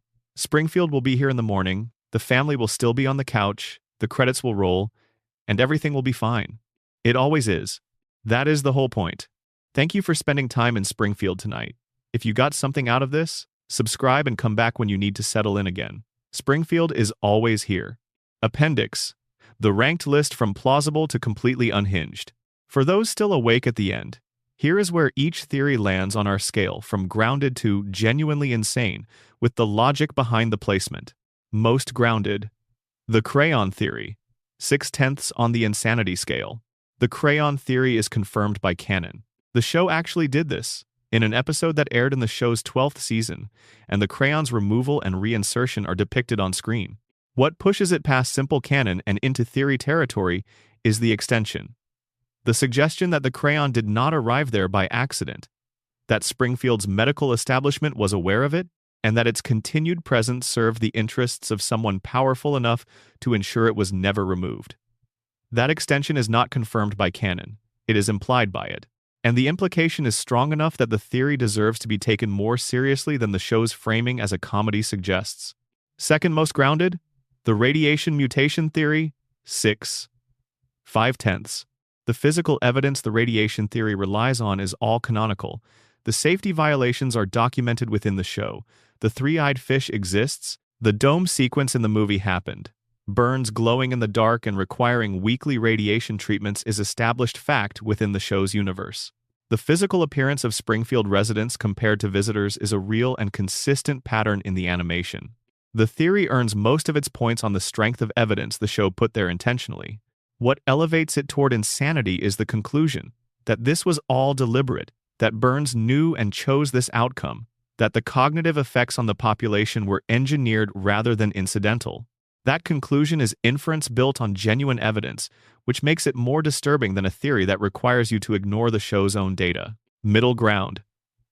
The Mona Simpson conspiracy, 7/10.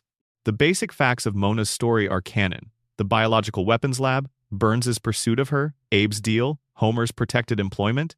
What the theory adds is the psychological architecture, the argument that Burns engineered Homer's damage by removing Mona from his life, that the broken Homer who resulted was exactly the employee Burns needed, that this was strategic rather than incidental.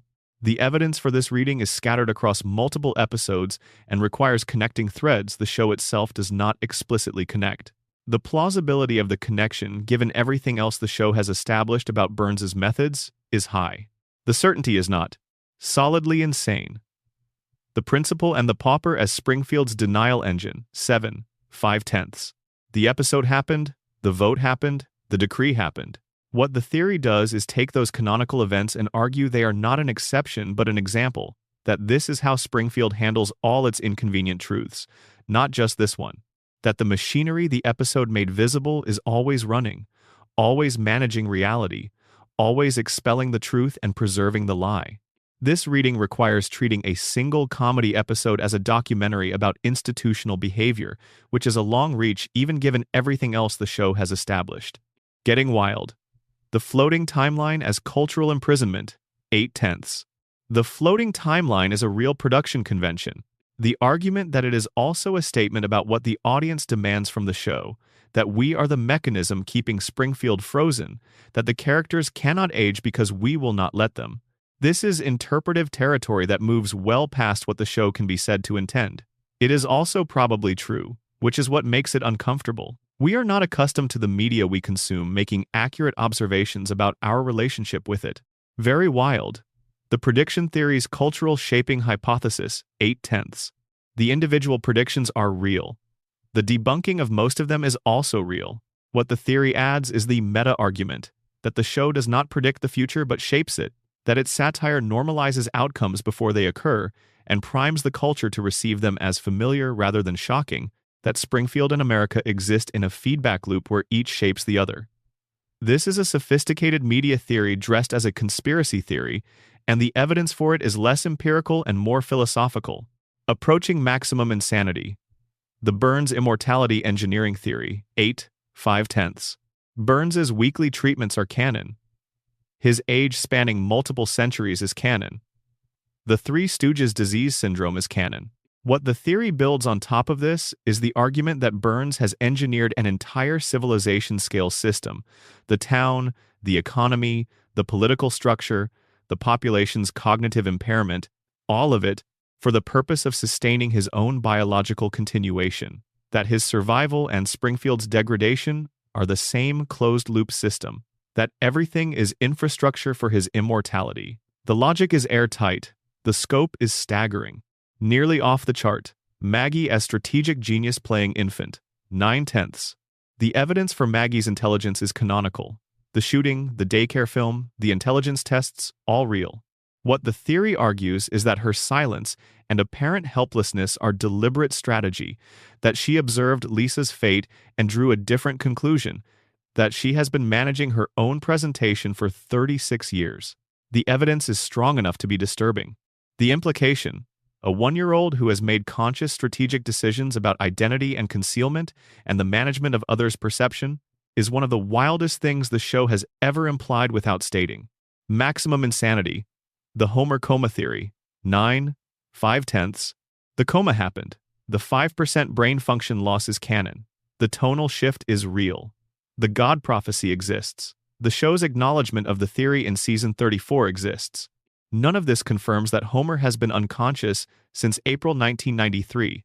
All of it is consistent with that conclusion. The theory is maximally insane not because it is poorly supported, but because the implications of it being true would reframe every episode of the show as a tragedy rather than a comedy, which is an emotionally enormous revision to accept, and because the show has spent 32 years telling exactly the kind of story you would expect from a dreaming brain slowly losing ground, which means the evidence is either a massive coincidence or the entire show has been pointing at this conclusion the whole time and trusting that most people would not follow the point to where it leads.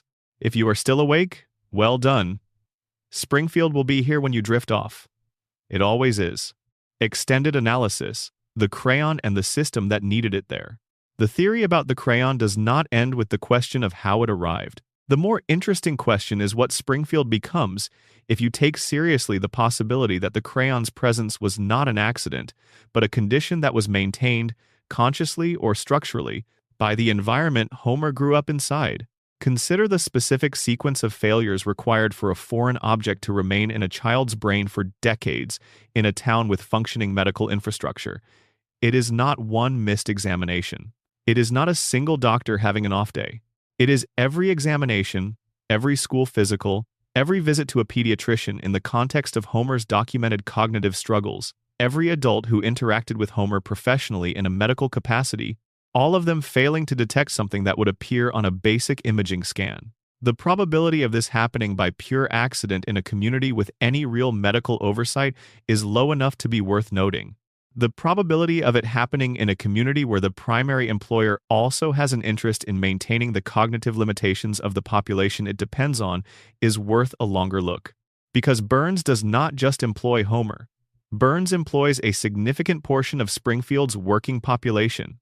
The plant is the largest single economic force in the town. And Burns's relationship with Springfield's institutions extends, as the show has established across many episodes, well beyond direct employment. He has political influence. He has economic leverage over local businesses. He has, in various episodes, demonstrated the ability to shape the behavior of municipal institutions in ways that serve his interests. If Burns's influence extended into the healthcare system, not through explicit conspiracy necessarily, but through the kind of ambient institutional deference that powerful economic actors generate in the communities that depend on them, then Homer's unchecked crayon makes a different kind of sense. Not because anyone specifically decided to leave it there, but because the system that should have caught it was not fully oriented toward the kind of outcome that finding it would produce. A healthy, cognitively functional Homer is a problem for Burns. A healthy Homer might become the safety inspector who actually reads the reports, who notices the correlation between the plant's output and the three-eyed fish, who files complaints that cannot be explained away, who organizes coworkers or contacts regulators, or does any of the things that a person with functional access to the evidence of their own situation might reasonably do. The crayon ensured that this Homer never materialized. Whether by design or by the structural indifference of institutions that had no incentive to look hard for the thing that would change everything, the result was the same.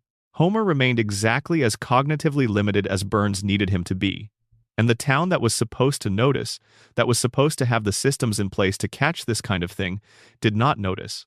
Because Springfield does not notice things that would require it to do something about what it sees. What Homer gives us, in addition to the crayon story, is a window into the specific emotional architecture of Homer's intelligence. Smart Homer is not just more cognitively capable, he is more emotionally aware.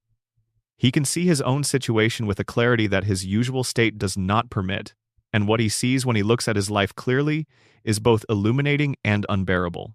He sees the plant. He sees it not as the job he has always had, the familiar context for a daily routine, but as what it actually is.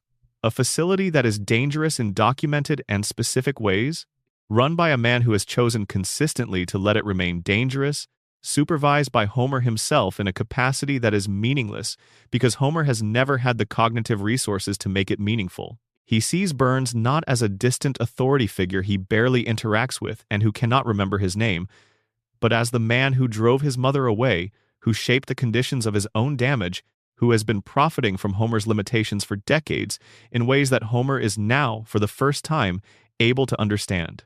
He sees Springfield not as home, not as the unremarkable but beloved context for his entire existence, but as a contamination zone that has been doing something to its residents for as long as it has been a contamination zone, and that has somehow managed to prevent its residents from asking why they all look the way they look, and why the fish have three eyes, and why a man who has worked at a nuclear plant for decades does not wonder more about what the nuclear plant has been doing to him. All of this clarity is real, and all of it is unbearable. Because there is nothing Smart Homer can do with any of it. He is one person in a system that is not oriented toward the kind of change that his clarity would require. He can file a letter. He can have conversations. He can see clearly, and say clearly what he sees. And the town will look at him with the patient, pitying tolerance that Springfield reserves for people who see too clearly, and it will wait for him to stop seeing. So he makes the calculation. He does the math, literally, because he is now capable of the math, and the math tells him that he was less unhappy when he was less aware.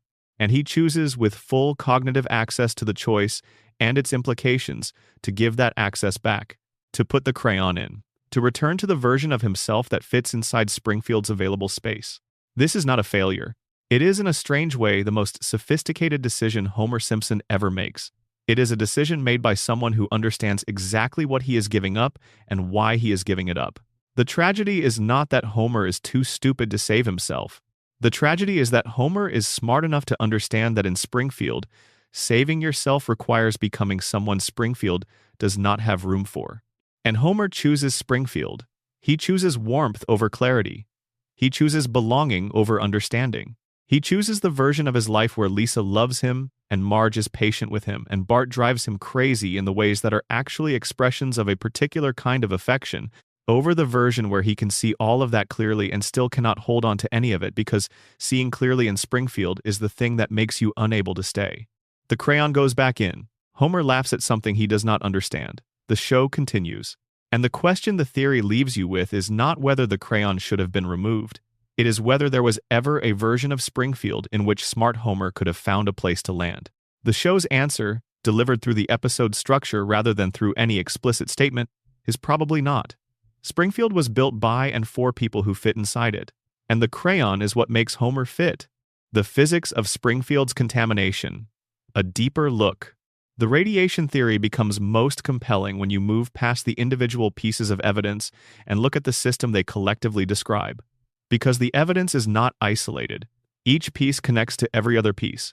They form a closed loop in which the cause sustains itself through the effects it produces. Burns needs the violations to continue because fixing them would mean acknowledging them, and acknowledging them would produce accountability. He needs Homer to remain incompetent, because a competent safety inspector would end the violations. He needs the population cognitively impaired, because an alert population would demand accountability.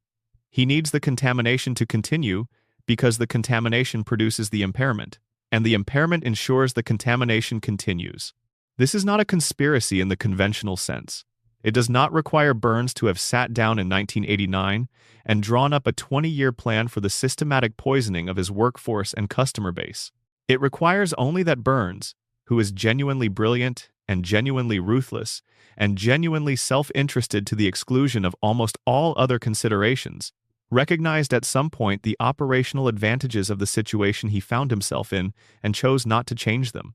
A town that cannot think critically about its own condition is a town that cannot mount meaningful resistance to the person exploiting that condition. A workforce so economically dependent on a single employer that it cannot risk the consequences of genuine safety advocacy is a workforce that will continue showing up regardless of what the workplace is doing to them. A population that has been living inside a contamination zone long enough that the contamination has become ambient background rather than alarming evidence is a population that will not, on any given Tuesday, suddenly decide that this Tuesday is the Tuesday they demand accountability. Burns did not create this situation from scratch. He inherited a nuclear facility and a workforce and a town, but he made choices, consistently and across decades, that preserved and deepened the situation he inherited. He chose not to fix the violations. He chose to keep Homer employed. He chose to fight the three-eyed fish story rather than use it as an opportunity for cleanup. He chose the dome scenario in the movie, which is the most dramatic possible demonstration that the problem had progressed beyond what regulatory intervention could address. Every choice was made in service of continuation. Not because Burns loves the town. Burns does not love the town. Burns loves Burns. But Burns's continuation requires the town's continuation in its current form, and so the town continues. The physical evidence of what this continuation has produced is in every frame of the show. The yellow skin, the 4 fingers, the physiology that can survive what no physiology should survive. The eyes that see everything and notice nothing because seeing and noticing are not the same thing, and the latter requires a neurological substrate that the contamination has been degrading since before most of Springfield's current residents were born. The show made Blinky as a joke, a visual gag with an environmental message attached. But Blinky is also the thesis statement of the radiation theory, placed in Season 2, available to anyone who wanted to follow the thread it offered. If the fish have 3 eyes, what is happening to the people drinking the same water? The show asked the question. The show answered the question across 34 more seasons of evidence. And then the show trusted that most people would not follow the evidence to where it leads. Some people did. And what they found was not a cartoon. It was the most comprehensive portrait of industrial exploitation and its biological consequences ever assembled in the history of animation, hiding inside jokes about donuts and a dog with unusual eyes. The coma theory's emotional architecture. What distinguishes the Homer coma theory from other fan theories about The Simpsons is not the evidence, though the evidence is substantial. It is the emotional logic. Most fan theories are about explaining things. They take observations that do not fit the show's surface logic and construct frameworks that make those observations fit. The three-eyed fish needs explaining. Homer's survival of fatal injuries needs explaining. The non-aging needs explaining. These are puzzle pieces that the theories try to slot into coherent pictures. The coma theory does all of that. It explains the tonal shift and the celebrity appearances, and the non-aging and the escalating surrealism with considerable structural elegance. But what makes it different from an explanation is that it also offers an emotional reading of the entire show that is more resonant than any explanation by itself can be. If Homer has been dreaming since April 1993, then every episode of The Simpsons since that date is a love letter. Not a letter from the writers to the audience, though it is also that. A love letter from Homer to his family. The specific family he had on the specific day the vending machine fell. Marge exactly as she looked then. Bart exactly as he sounded then. Lisa exactly as she played saxophone on that particular Saturday morning. Maggie exactly as she fit in his arms on the last day he was fully awake. The dream does not give Homer a perfect life. Homer's dream life is chaotic and frustrating and punctuated by disasters of Homer's own making and disasters that fall on him from outside with the impartial frequency of weather. He fails continuously.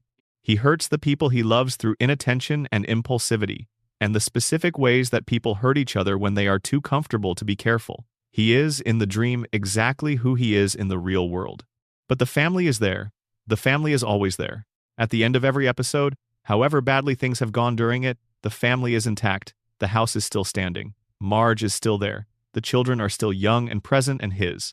And Homer finds his way home. That is the dream. Not perfection. Not a corrected version of his life in which all the mistakes are fixed and all the consequences are removed.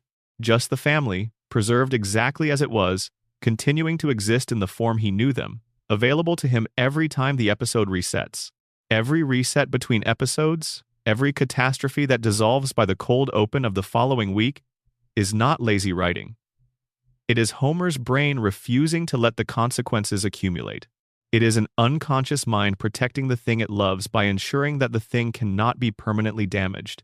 The family can be threatened in each episode. The family cannot be destroyed, because Homer's dreaming mind will not write that ending. This is why the show is both funnier and sadder than it appears to be. The comedy is real. The situations are genuinely funny, produced by genuinely talented writers. But the container that holds the comedy, the protective loop that ensures every funny situation resolves without lasting damage, that is not a production convenience. That is a father dreaming about his kids. And the deepest, most protected thing in the dream is the thing that is never stated directly. Homer does not want to be smart. He does not want to be successful or acknowledged or respected by the people who have always overlooked him. He does not want his mother back or his father's warmth or any of the things that his waking life failed to provide. He wants his family to be okay. That is all. He wants Marge to still love him and the children to still need him and the house to still be warm and the television to still be on. He wants Friday night at the Simpson house to last forever. And in the dream it does. The Burns shooting. What the evidence actually requires. Let us stay in the who shot Mr. Burns mystery a moment longer, because there is a version of the case building that most discussions of the theory skip over in favor of the bigger, more dramatic alternate shooter hypotheses. The evidence the show presents for Maggie as the shooter is, if you look at it carefully, surprisingly thin. Not non-existent, but significantly less compelling than the show treats it as being, and significantly more ambiguous than a conviction should require. The DNA evidence pointed to a Simpson. It pointed to the family, not to the individual. The eyelash on Burns' suit identified the shooter as belonging to the Simpson bloodline, but the Simpson bloodline has 4 members above the age of 1, any one of whom could have been in physical proximity to Burns during or after the shooting, without that proximity, making them the person who fired the weapon. The gun being found with Homer's fingerprints is more significant but still ambiguous. Homer's fingerprints on the weapon means Homer handled the weapon. It does not mean Homer fired the weapon. A man who found his employer collapsed with a gunshot wound might pick up a weapon from the ground without being the one who discharged it. The fingerprints tell you Homer was there. They do not tell you Homer pulled the trigger. Burns's testimony is the only piece of evidence that specifically names Maggie, and Burns's testimony comes from a man who had been in a coma for weeks, who was recovering from a gunshot wound, who had undergone the kind of medical intervention that compromises recall and orientation in documented ways, and who, importantly, had both a motive to protect certain people and no particular motive to protect Homer. If Burns wanted to protect someone, Maggie is the obvious choice, not because Burns cares about Maggie, but because naming Maggie as the shooter produces the cleanest possible outcome. No prosecution, no trial, no examination of Burns's own conduct that a trial might surface, no scrutiny of the circumstances that led to the shooting. A verdict that everyone can accept without anything changing, which is exactly what Springfield is best at. The show's writers admitted on commentary that the answer to the mystery was not predetermined. They cycled through multiple shooters, considered Barney Gumble seriously enough to develop plot implications around that choice, landed on Maggie because she was the most dramatically satisfying answer given the evidence they had laid, and then built the evidence to fit the answer rather than deriving the answer from the evidence. The mystery was reverse engineered. The clues were arranged to point at a conclusion the writers had already chosen, and the contest in which nobody from a large random sample guessed correctly suggests that the pointing was not as clear as the show claimed it was. In a real investigation, evidence this circumstantial, testimony this compromised, and a victim with this much institutional interest in a specific outcome would not produce a conviction. It would produce a hung jury at best and an acquittal at worst. The show gave you a closed case. What you actually got was an unsolved one. Burns and Smithers, the life support relationship. There is a version of Smithers's character that the show has always been circling without quite landing on, a version that becomes fully legible only when you take the radiation theory and the Burns immortality theory seriously and apply them to the specific dynamics of their working relationship. On the surface, Smithers is the most devoted employee in television history, a man so fundamentally organized around his employer that his entire identity is constructed from his role as Burns's assistant, a person who has sublimated everything else about himself into the project of facilitating Burns's existence. The show plays this as a combination of comedy and pathos, finding the humor in Smithers's extremity and the sadness in what that extremity has cost him as a person. But the radiation theory suggests something more specific and more disturbing underneath the devotion. Smithers is not just emotionally dependent on Burns. He is, in a functional sense, responsible for Burns's continued existence. The weekly treatments have to happen on schedule. Without them, the disease equilibrium collapses within a week. Without Smithers managing the schedule, the treatments do not happen on schedule. Smithers knows this. He has to know it. The knowledge of it is implicit in everything he does, in the comprehensive vigilance with which he monitors Burns's physical condition, in the panic that emerges in episodes where he is separated from Burns for extended periods, in the specific quality of his concern that goes beyond emotional attachment to something that resembles the concern of a caregiver who understands the direct medical consequences of lapsed attention. This knowledge transforms the dynamic between them. Burns holds the money and the authority and the social power that he has accumulated across more than a century of life. But Smithers holds something Burns cannot replicate, the knowledge and the competence and the continued presence that keeps Burns alive from one week to the next. In a very literal sense, Smithers is more powerful than Burns, because Smithers can let Burns die simply by leaving, and Burns cannot replace what Smithers provides with any amount of money, because the replacement would need to know everything Smithers knows and be as reliably present as Smithers is present. Burns knows this too. He has to know it.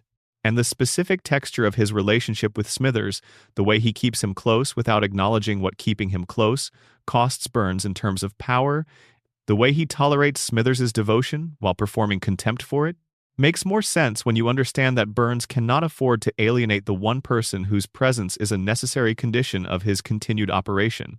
This is the actual foundation of the relationship, not Burns's power, not Smithers's devotion. Their mutual dependency, shaped into the specific form it takes by a century of one man having more social and economic leverage than the other, but structurally balanced by the biological fact that the one with less leverage is the one who has to show up every week or the other one dies. The show has never stated this directly. It has implied it across years of episodes, and the implication, once you see it, changes every scene between them into something more complicated than either comedy or tragedy can fully account for. Maggie's silence as studied decision. The silence theory requires more unpacking than it typically receives, because the argument is not simply that Maggie is smart and chooses not to reveal it. The argument is more specific than that. It is that Maggie has performed a specific kind of environmental analysis, has identified the dominant patterns in her immediate social context, has drawn empirical conclusions from those patterns, and has structured her behavior in response to those conclusions. This is a sophisticated cognitive process. It is the kind of process that most adults engage in, the assessment of a social environment's reward structure and the calibration of behavior to optimize outcomes within that structure, but it is a process that requires a level of metacognitive awareness that one-year-olds are not supposed to have access to. Lisa's fate is the primary data point. Lisa is brilliant, demonstrably so, and she uses her brilliance openly and continuously. She announces it, she acts on it. She does not conceal it or modulate it or present a softer version of it for social purposes. And the consequences are visible and consistent. Isolation from peers, condescension from adults, the specific exhaustion of being the person in every room who cares most and is heard least. Lisa's intelligence does not protect her. It exposes her. It makes her a target for the community's ambient discomfort with people who are different from the norm in ways that make the norm feel inadequate. Springfield does not celebrate intelligence. It tolerates intelligence that stays in its lane and responds to intelligence that disrupts anything with the low-grade hostility of a system protecting itself. Maggie watched this. She processed it. And she drew a conclusion that the theory proposes was conscious. I will not do what Lisa does. I will not put the intelligence on the outside where it can be targeted. I will keep it where nobody can see it, which means maintaining a presentation that gives nobody any reason to look. The baby is perfect cover. Nobody watches a baby closely enough to detect the kind of cognitive processing the theory attributes to Maggie. Nobody assigns consequences to a baby. Nobody suspects a baby. Nobody takes a baby seriously enough to feel threatened by it.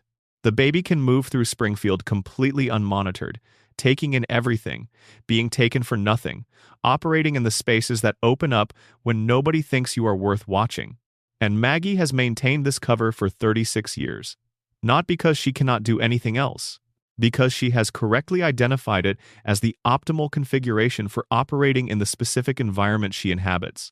The times she has acted, the shooting, the daycare rebellion, the family interventions, all of them follow the same pattern.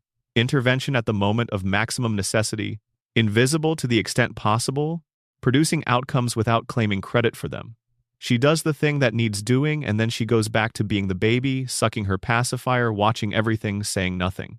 This is either the most sophisticated long con in television history or the most heartbreaking evidence that Springfield produces, even in its youngest residents. The specific kind of self-concealment that survival in a place like this requires. Probably it is both. In Springfield, both things are usually true at once. Springfield's location and the regulation question. The geographic impossibility of Springfield connects to a specific real-world mechanism that the theory earns more credit for identifying than it usually receives in discussions of the show. Environmental regulation in the United States is organized geographically. Different regulatory bodies have jurisdiction over different territories. The EPA's regional offices cover specific states. State attorneys general have authority within their own borders.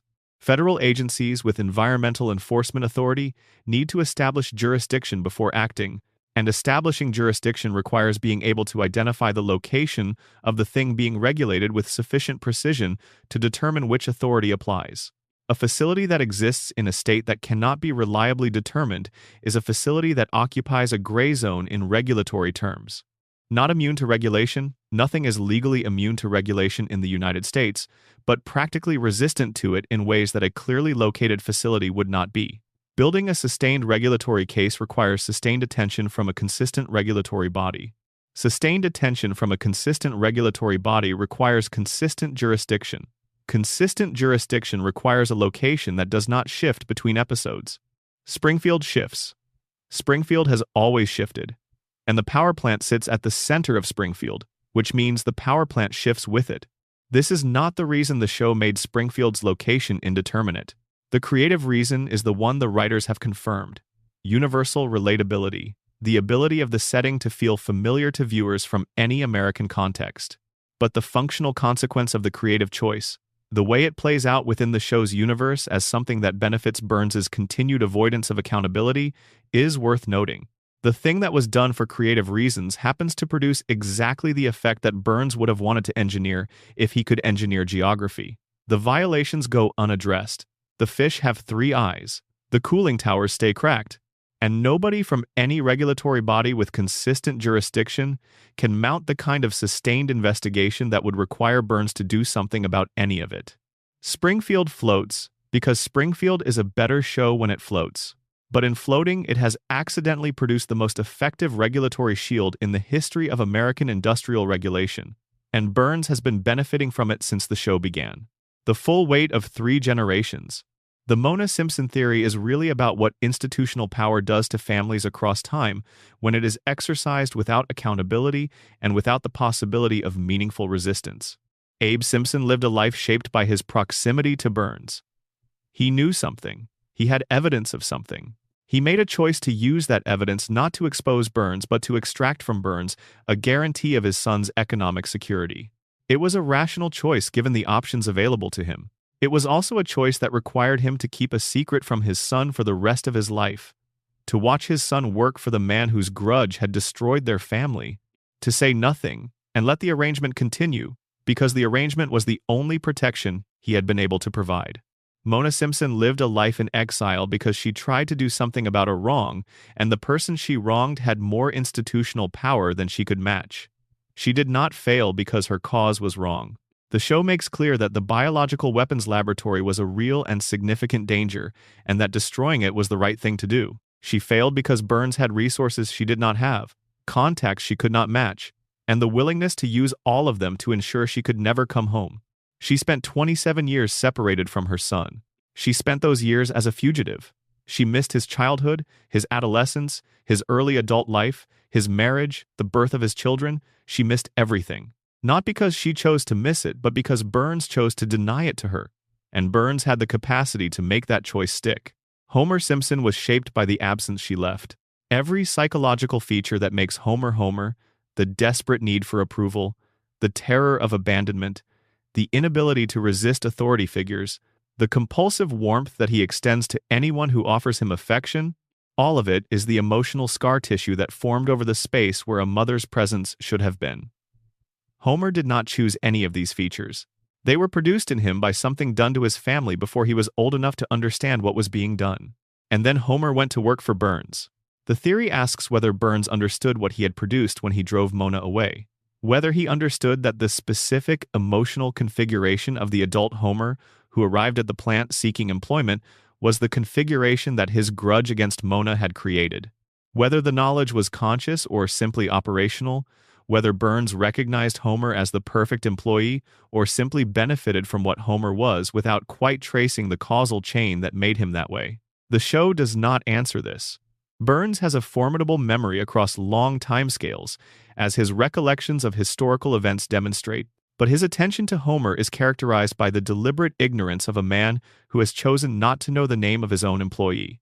Whether this ignorance is genuine or performed is a question the show also does not answer. What is clear is the result. 3 generations of Simpsons, shaped by one man's decisions, producing exactly the worker, the dynamic, and the institutional configuration that Burns's operation required. Abe silenced. Mona exiled. Homer employed at the facility that poisoned him in a position that required him to remain unaware of the poisoning. And Burns. Weekly treatments administered on schedule, diseases in equilibrium, a century of life accumulated and counting, sitting at the apex of the arrangement that has sustained itself across 3 generations of the family it broke. He is still there. He is always still there. The predictions and what they actually reveal about the writers. The prediction phenomenon tells us something about the writers that is more interesting than the predictions themselves. The Simpsons writing staff has historically been among the most credentialed groups in American television. Multiple writers have advanced degrees from elite institutions. Many have formal training in fields that are not comedy writing at all. Mathematics, computer science, political economy, the natural sciences. These are people who came to television from places that trained them to identify patterns, to model systems, to extrapolate from current conditions to future states. They bring these skills to the writing of a comedy show. And a comedy is better for it. The show's satire has always been more precise than most satire in its medium because it is written by people who understand, with some technical depth, the things they are satirizing. The nuclear plant jokes are better because some of the writers know what a nuclear plant actually is. The economic jokes are better because some of the writers have done formal economic analysis. The political jokes are better because some of the writers have studied political systems in environments where rigor is required. What this means for the predictions is that many of them are not coincidences at all, not even lucky guesses. They are the output of people who were genuinely good at modeling where current trends were heading and who had a platform to make those models entertaining. The Trump prediction is the clearest example. A group of highly educated, deeply engaged cultural observers in the year 2000 looked at the trajectory of American celebrity culture and American political culture and concluded that someone like Trump ending up as president was not just possible but likely, enough to be worth satirizing as obvious. They were right, but they were right because they were paying attention and had the analytical tools to follow what they were paying attention to. The predictions that are genuinely surprising, the ones that do not fit the trend extrapolation model as cleanly, the ones where the specific detail is too precise to be comfortably explained by careful cultural analysis, those are the interesting ones. And the most honest answer to them is that we do not fully know. Some of them might be coincidence operating at a scale large enough to produce specific coincidences. Some of them might be trend extrapolation, operating at a level of precision we do not usually attribute to television comedy writers. Some of them might be evidence that 36 years of content is a large enough sample that essentially anything has some probability of appearing in it. And some of them might be something else. Something that the writers themselves, when asked about specific predictions that are too precise for comfortable dismissal, answer with a hesitation that is slightly different from the confident dismissal they apply to the general phenomenon. The show did not predict the future. But the show was written by people who were genuinely, rigorously better at reading the present than most people are. And reading the present very carefully for a very long time starts to look, from the outside, like something other than coincidence. The floating timeline and the American family. The floating timeline is The Simpsons' most important creative decision, and also its most revealing one, because what it reveals is not something about the show, but something about the audience that has sustained it for 36 years. We watch this show. We have always watched this show. We keep watching it even as the quality fluctuates, and the golden era recedes further into the past, and the gap between the best episodes and the current episodes becomes a distance that is hard not to notice. We keep watching because The Simpsons is not, for most of the people who have watched it, really about the quality of any individual episode. It is about the family. It has always been about the family. The Simpson family, as a unit, as a configuration of specific people in specific relationships to each other, has been one of the most stable presences in American popular culture for longer than most of the people currently watching it have been alive. They have been there longer than most of the internet. They have been there through economic booms and recessions and technological transformations and cultural shifts. They have been there through events that changed everything and events that changed nothing, and the long, accumulative experience of time that changes you without announcing itself. And they are always the same. Bart is always 10, Lisa is always 8, Homer always works at the plant, Marge is always patient, the house is always on Evergreen Terrace, and the car is always in the driveway, and the couch is always in front of the television, and if you sit down and turn it on, the family will be there. This is not something the show does to us. It is something we ask the show to do. We come back because the family being there is something we need. Not every week, not in the way we need food or water or the people in our actual lives, but in a quieter way that is harder to articulate. The way you need a place you can go back to. The way you need something to stay the same in a world that keeps requiring you to absorb its changes. The Simpsons stays the same so that we do not have to. The children do not age because we need them not to age, because the aging of the children would be the aging of something in us. The acknowledgement of a passage of time that we have been more comfortable not acknowledging. The house does not change, because the house changing would require us to feel the distance between now and when we first sat in front of it. The floating timeline is not a narrative convenience. It is a service a specific service that the show has been providing to its audience for 36 years. The service of a place that stays as it was. A family that does not grow up. A home that does not transform beyond recognition. A version of American domestic life that does not age out or move away or become something unrecognizable. And the price of that service, the cost that the show pays to provide it, is that nothing in Springfield can ever really change. Not in the ways that matter. Not in the ways that would require the family to become something other than what they are. They are frozen because we need them frozen, and they will stay frozen for as long as we need that, which might be forever, or might be until something shifts in us that makes the need feel different. But that has not happened yet. And Springfield will be there, exactly as it was, when we turn on the television tonight. The family on the couch. The credits rolling. The show beginning again. That is the loop. That is the whole of it. And we are inside it together, the audience and the family, sustained by the same shared agreement that some things should be allowed to last as long as we need them to. Final synthesis.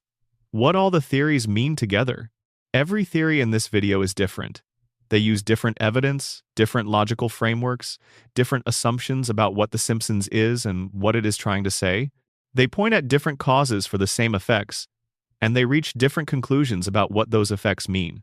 But they all start from the same observation, which is that Springfield does not work the way things work. That the rules that govern experience outside this town, the biological rules and the physical rules and the social rules and the narrative rules, do not fully apply inside it. That something has gone wrong here, or something has always been wrong here, or the wrongness is the point and has been the point since the beginning. The radiation theory says the wrongness is physical. It is in the water and the air, and the cracked towers and the yellow skin, and the 4 fingers and the IQ that falls below the floor of what clinical medicine considers functional. The wrongness is a substance, invisible but measurable in its effects, produced by a facility that has been leaking into the community's biology for decades. The coma theory says the wrongness is perceptual. The world Springfield appears to be is not the world that exists. The impossibilities are not impossible because they are happening outside the rules of reality. They are impossible because they are happening inside a dream, inside the constructed perception of a mind that has lost contact with reality but has not lost the capacity to generate it. The Skinner theory says the wrongness is social. Springfield does not work the way things work because Springfield has collectively decided not to work that way. The wrongness is a choice, continuously renewed, to prioritize the comfortable lie over the uncomfortable fact, to exile truth and legislate against memory, to maintain the agreed-upon version of reality against all evidence that the agreed-upon version has stopped corresponding to anything real. The Burns theories say the wrongness is economic. There is a man at the top of this system who has more resources than anyone else, who has had those resources for longer than anyone should be able to accumulate them, and who has spent a century arranging everything around him to ensure his own continuation. The wrongness is what happens when one person's capacity to shape a community to serve his interests goes unchecked for long enough to become structural. And the prediction theory says the wrongness is reflexive. Springfield is a mirror that America has been looking at for 36 years. The longer we look, the more we resemble what we see. The show did not predict the future. The show described the present, and the present became the future, and the future looks the way it looks partly because the show described it first. All of these theories are true in the way that all good theories about art are true, not as factual claims about things the show intended, but as observations about what the show makes available to people who look carefully. The show is large enough and has been running long enough to support all of these readings simultaneously without contradiction. The radiation theory and the coma theory are not mutually exclusive. The collective denial theory and the Burns immortality theory are not in conflict. All of them can be true at once, the way real things are multiple simultaneously, the way Springfield can be everywhere and nowhere and can be made of radiation and dream and social contract and economic power all at the same time. What they add up to, taken together, is a portrait of a place that has been broken for a very long time by forces that are still operating, that has learned to live inside its own breakage so completely that the breakage has become ambient, that maintains itself through the careful management of what it is allowed to notice about itself. And at the center of all of it, unchanged, unreduced, the irreducible emotional core that every theory eventually arrives at. A family, a father who loves his wife, a mother who holds everything together, children who are more than their circumstances produce them to be. A house on a street in a town that does not exist on any map but that you could find with your eyes closed because you have been going there your whole life. That is Springfield. That is what is worth investigating. That is what all the theories are really about. Not the radiation, not the coma, not the cover-up or the immortality or the conspiracy. The family on the couch, the credits rolling, Homer finding his way home. That has always been the show. Sleep well. The weight of Bart Simpson. A theory the show refuses to follow. There is a version of Bart Simpson that the show has been slowly assembling across 36 seasons, without ever committing to it fully, and it is more interesting than the official version. The official version is this. Bart is a 10-year-old troublemaker. He skateboards, he pranks, he says words that adults would prefer he did not say in the context where he says them. He is rebellious in the way that children in sitcoms are rebellious, which is to say cartoonishly, without the rebellion ever landing on anything real or persisting long enough to change anything about the structure he is rebelling against. That version of Bart is entertaining. It has been entertaining for 36 years. The voice performance, the design, the specific rhythm of his provocations all work together to produce a character who is immediately recognizable and endlessly reliable as a vehicle for the kind of mischief that is more satisfying to watch than it would be to experience. But there is another version running underneath this one. A version the show has touched in certain episodes and then retreated from, as if the writers approached something real, felt the heat of it, and decided to return to the comfortable official reading rather than stay with what they had found. This version of Bart is a boy who is in real trouble, not trouble in the sense of detention and parental disappointment. Trouble in the deeper sense, the developmental sense. The kind of trouble that the show has gestured at multiple times through its own story logic and then carefully avoided pursuing to its conclusion. Bart is consistently classified as a student with significant academic and behavioral difficulties. Not in the exaggerated way of cartoon children who are simply impish. In the specific way that the show returns to repeatedly, evaluations that suggest genuine learning differences, psychological assessments that identify real patterns, a history of classroom behavior that teachers respond to with something more complicated than standard annoyance at a difficult student. The show has put Bart in front of professionals who describe what they see in clinical terms and then has used the clinical terms as joke setups, with the punchline always being that Bart is just Bart and the professional is wrong to take it seriously. But what if the professional is not wrong? What if the clinical picture the show keeps assembling and then dismissing is actually the accurate one? The radiation theory has an answer for Bart that it does not often get credit for. If Homer's cognitive function was reduced by a combination of radiation exposure, physical brain damage, and a compromised medical establishment that failed to identify either, then Bart's position is arguably worse. He was born in Springfield. He was born to two parents who had already been living inside the contamination zone for years. He has been drinking Springfield's water since before he could make independent choices about what he drinks. He has been breathing Springfield's air since he arrived in it. He has been living in the shadow of those cracked cooling towers for every year of his 10-year life. And the specific pattern of his difficulties, the impulsivity, the difficulty with delayed consequence, the gap between his evident intelligence in certain contexts and his consistent failure to translate that intelligence into academic performance, maps onto documented neurological patterns in ways that are worth considering. Smart Bart exists. The show has shown us Smart Bart multiple times. There are episodes where Bart's problem-solving ability, his social intelligence, his capacity for strategy and planning when the context engages him, is evident and impressive. He is not cognitively limited in any global sense. He is specifically limited in the ways that the contamination theory would predict. In the executive function that connects awareness to consequence, in the planning that requires holding a future state in mind against the pull of immediate reward, in the regulation of impulse that makes sustained academic effort possible. These are not personality traits. They are neurological patterns. And the show has been depicting them accurately for 36 years while treating them as quirks rather than as evidence. The saddest version of the Bart theory is not the diagnostic one. It is the one that lives inside the gap between who Bart is in the episodes where the show is paying attention to him, and who Bart becomes when the episode ends and the reset happens. And he is 10 years old again with the same difficulties. And none of the growth the previous episode suggested was possible. Bart has moments of genuine development, moments where something shifts in him and the show treats it as real, as a change that might persist. And then it does not persist. Because the show cannot allow it to persist. Because Bart aging out of his 10-year-old rebellion would require the show to become something it is not equipped to be, something more like the story of a person than the story of a character. The loop protects Bart from growing up, and growing up is the only thing that might have helped him. Lisa's intelligence and what it costs her in Springfield. Lisa Simpson is 8 years old. She has been 8 years old for 36 years. She plays the saxophone. She reads books that adults in Springfield do not read.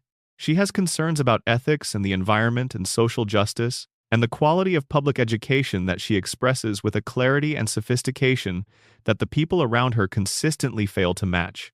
She is also the loneliest character in the show, and the show has been honest about this loneliness in ways that it has not always been honest about other uncomfortable truths. The loneliness is structural. It is not incidental or episodic. It is the condition of being the person in a room who sees things clearly when the room has organized itself around not seeing them. Springfield's social ecosystem does not reward the kind of intelligence Lisa has. It does not produce communities of people who share her interests and her frameworks and her specific relationship to the world she inhabits. It produces Homer and Bart and Barney and the other residents of a town that has been cognitively shaped by decades of contamination into something that cannot, on a Tuesday afternoon, sustain the kind of conversation Lisa needs to have. She is surrounded always by people who love her and cannot reach her. Homer's love for Lisa is one of the most genuine things in the show, inarticulate and sometimes misdirected but real in a way that is unmistakable. Marge's love for Lisa is patient and consistent, and comes with the specific acceptance of a parent who knows her child is different from the community around her and has made peace with that difference. Bart's relationship with Lisa is the most complicated thing either of them has, a sibling dynamic built from genuine affection and genuine friction that the show has rendered more honestly than almost any other relationship in its history. All of that love is present, all of it is real, and none of it closes the gap between what Lisa is and what Springfield can accommodate. The radiation theory has a specific suggestion about Lisa that the coma theory deepens further. If the contamination affects each person differently, if some people are diminished by it and some are amplified, then Lisa's intelligence is not simply genetic good fortune. It is the other side of Homer's coin. The same environmental exposure that reduced Homer's IQ to the clinical floor elevated Lisa's to a level that cannot be properly measured. They are not just father and daughter. They are the two extremes of what Springfield's contamination can produce in a single family. This means Lisa's intelligence is not separable from Springfield. She cannot take it elsewhere and expect it to function identically in a different context. It was produced by this specific environment, shaped by this specific contamination, calibrated against the specific cognitive baseline that the town's water supply and air quality have established.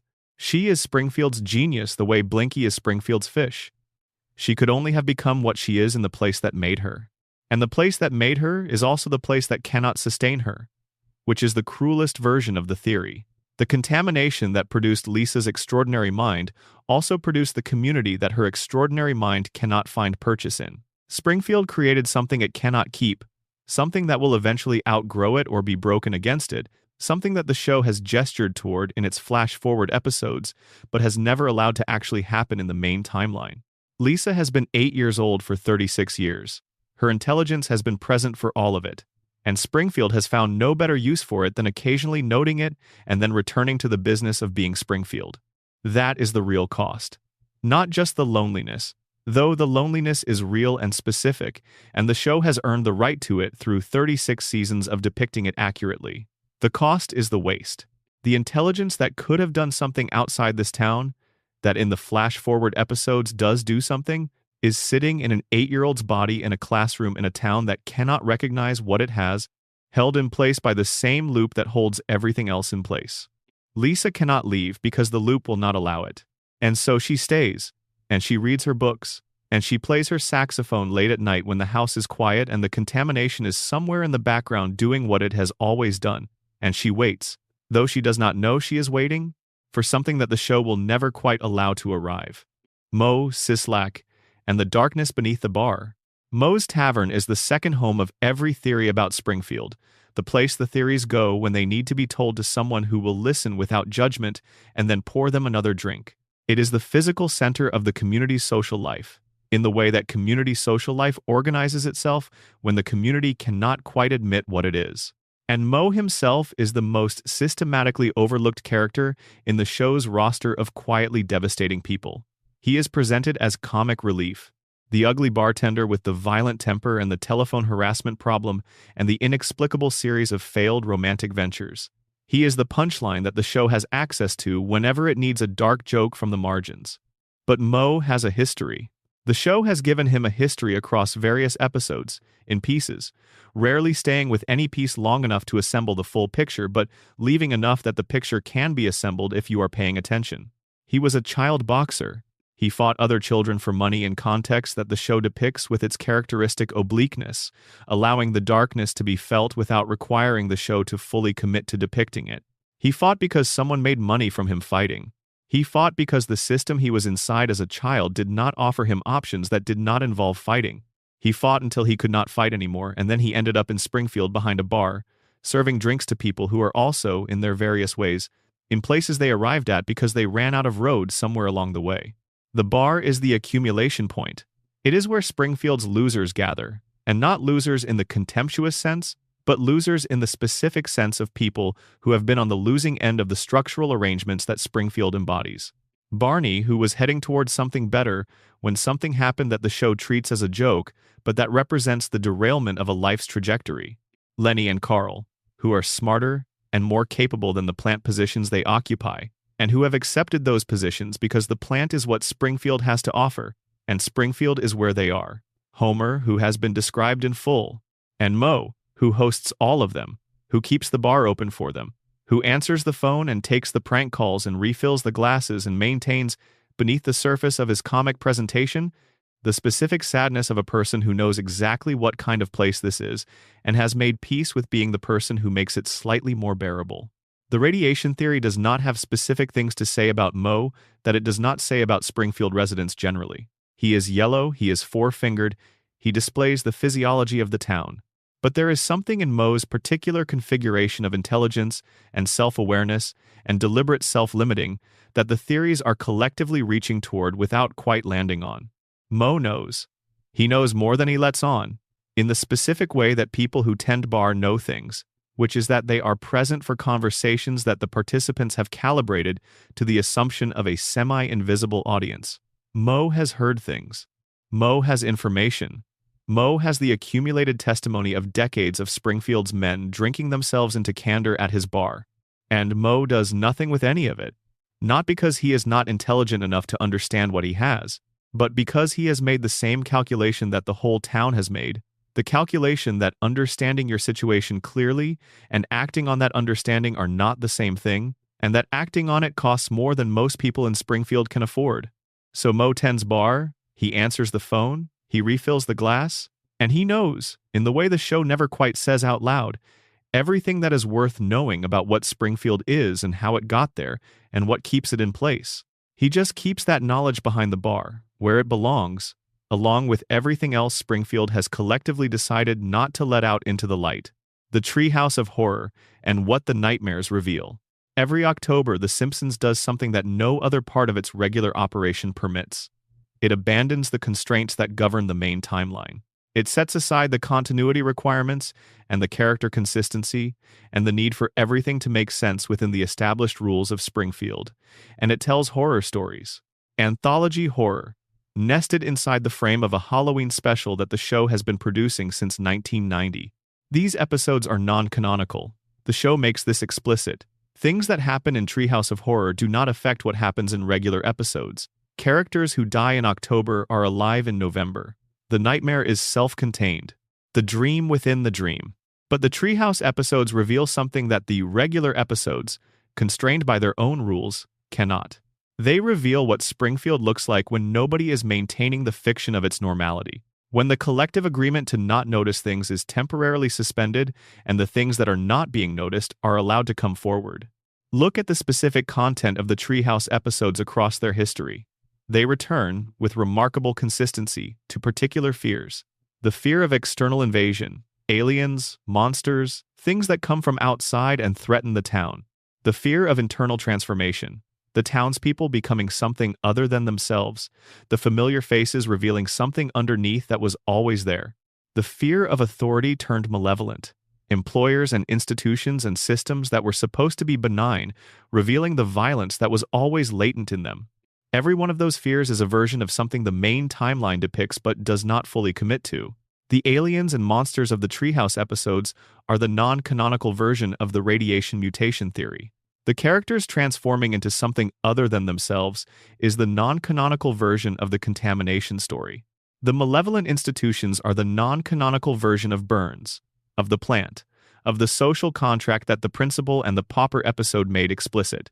The Treehouse episodes are where Springfield's unconscious goes. They are the dreams within the dream, the things that cannot be said directly in the main timeline but that need to be said somewhere, that push their way into the show's one dedicated space for the irrational and the frightening. And Homer is always at the center of them. Homer encounters the horror. Homer is transformed by the horror. Homer is the person the horror happens to, and Homer survives it, returns to the couch, is fine by November. The horror does not stick. In the coma theory, the Treehouse episodes are especially interesting. If everything since April 1993 is Homer's dream, then the Treehouse episodes are dreams within Homer's dream. The nightmare has its own nightmares. The places where even the coma dream becomes too much, where Homer's unconscious mind requires a further fictional container to process the darkest material. What is the darkest material? The thing the Treehouse episodes return to most insistently, the fear of losing the family, of returning to the house and finding it empty, of the children transformed into something that cannot be reached, of Marge looking at Homer with eyes that do not recognize him. The horror always comes back to this, because the coma dream is built around the terror of losing the family. The dream's whole purpose is to prevent the loss, and the terror does not disappear just because the dream is maintaining its purpose. It surfaces, in October, in the dedicated space for terrible things, and Homer faces it and survives it and goes back to the main timeline where the family is still there and nothing has been permanently changed. The nightmare ends. The dream continues. That is the whole structure. Homer and Marge. The specific weight of their marriage. There is a theory about Homer and Marge that is not a conspiracy theory and does not require radiation or comas to sustain it.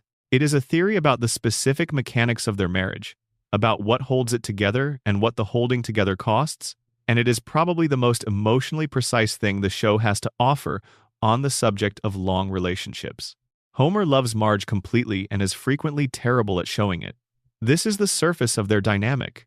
The comedy comes from Homer's failures to translate his love into behavior that resembles love in the conventional sense, and the emotional core comes from the fact that the love is always there underneath the failures, evident in specific moments that the show handles with a care that it reserves for its most important material.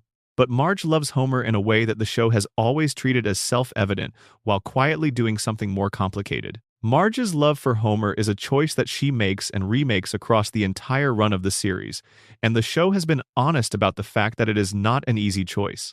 She has left. She has been on the edge of leaving more times than the show can comfortably count. She has had moments of clarity about what her life with Homer costs her.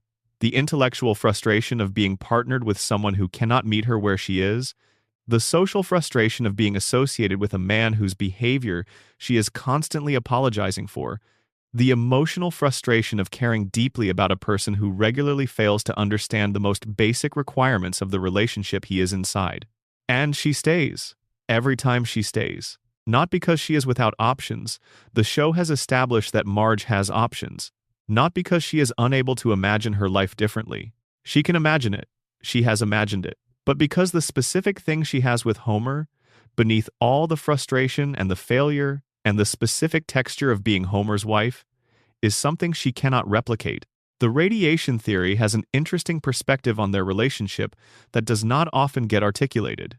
If the contamination has affected Homer's cognitive function in the ways the theory proposes, then Marge has spent 36 years in a marriage with someone who is not able to be the partner she deserves, not through choice but through neurological limitation. She knows this. She has always known this on some level, without the framework to articulate it explicitly. She knows there is a gap between what Homer is and what Homer could have been, A gap she might not have language for, but that she feels in the specific texture of what it is like to live with him. And she stays anyway. Not because she does not see the gap, because she loves the person who is there, the actual Homer, the one with the crayon and the radiation and the IQ of 55, the one who falls asleep in the car and eats her cooking without tasting it and forgets important things and then does something. Occasionally, that is so precisely right, so unexpectedly tuned to exactly what she needed, that it catches her off guard every time. The coma theory handles their relationship differently, and more devastatingly. If Homer is dreaming, Marge in the dream is Homer's deepest hope for what Marge is. The most loving interpretation of everything she does, the most generous reading of her patience, the most optimistic version of her willingness to stay. Real Marge, whoever she is in the hospital room where Homer is lying, may or may not be there, may or may not have waited, may or may not be the person Homer dreams she is. The dream cannot know. The dream can only project what Homer most needs to believe about the person he loves most. And so Dream Marge is endlessly patient. Dream Marge is always there. Dream Marge stays, every time. Because Homer's dreaming mind cannot write the version where she does not stay. That is the saddest thing the coma theory says about their marriage. Not that it is false, but that its persistence in the dream is the measure of Homer's terror of its absence in reality. The show's relationship with its own legacy. There is a moment that happens somewhere around season 15 or 16, depending on which viewer you ask, when The Simpsons becomes self-aware of its own history in a way that changes the texture of what it is doing. The golden era is over by then. The show knows it, the writers know it, the audience knows it.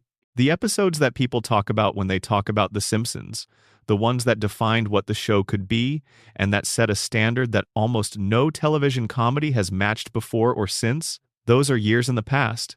And the show keeps going. This is where the meta-dimension of the coma theory becomes most interesting.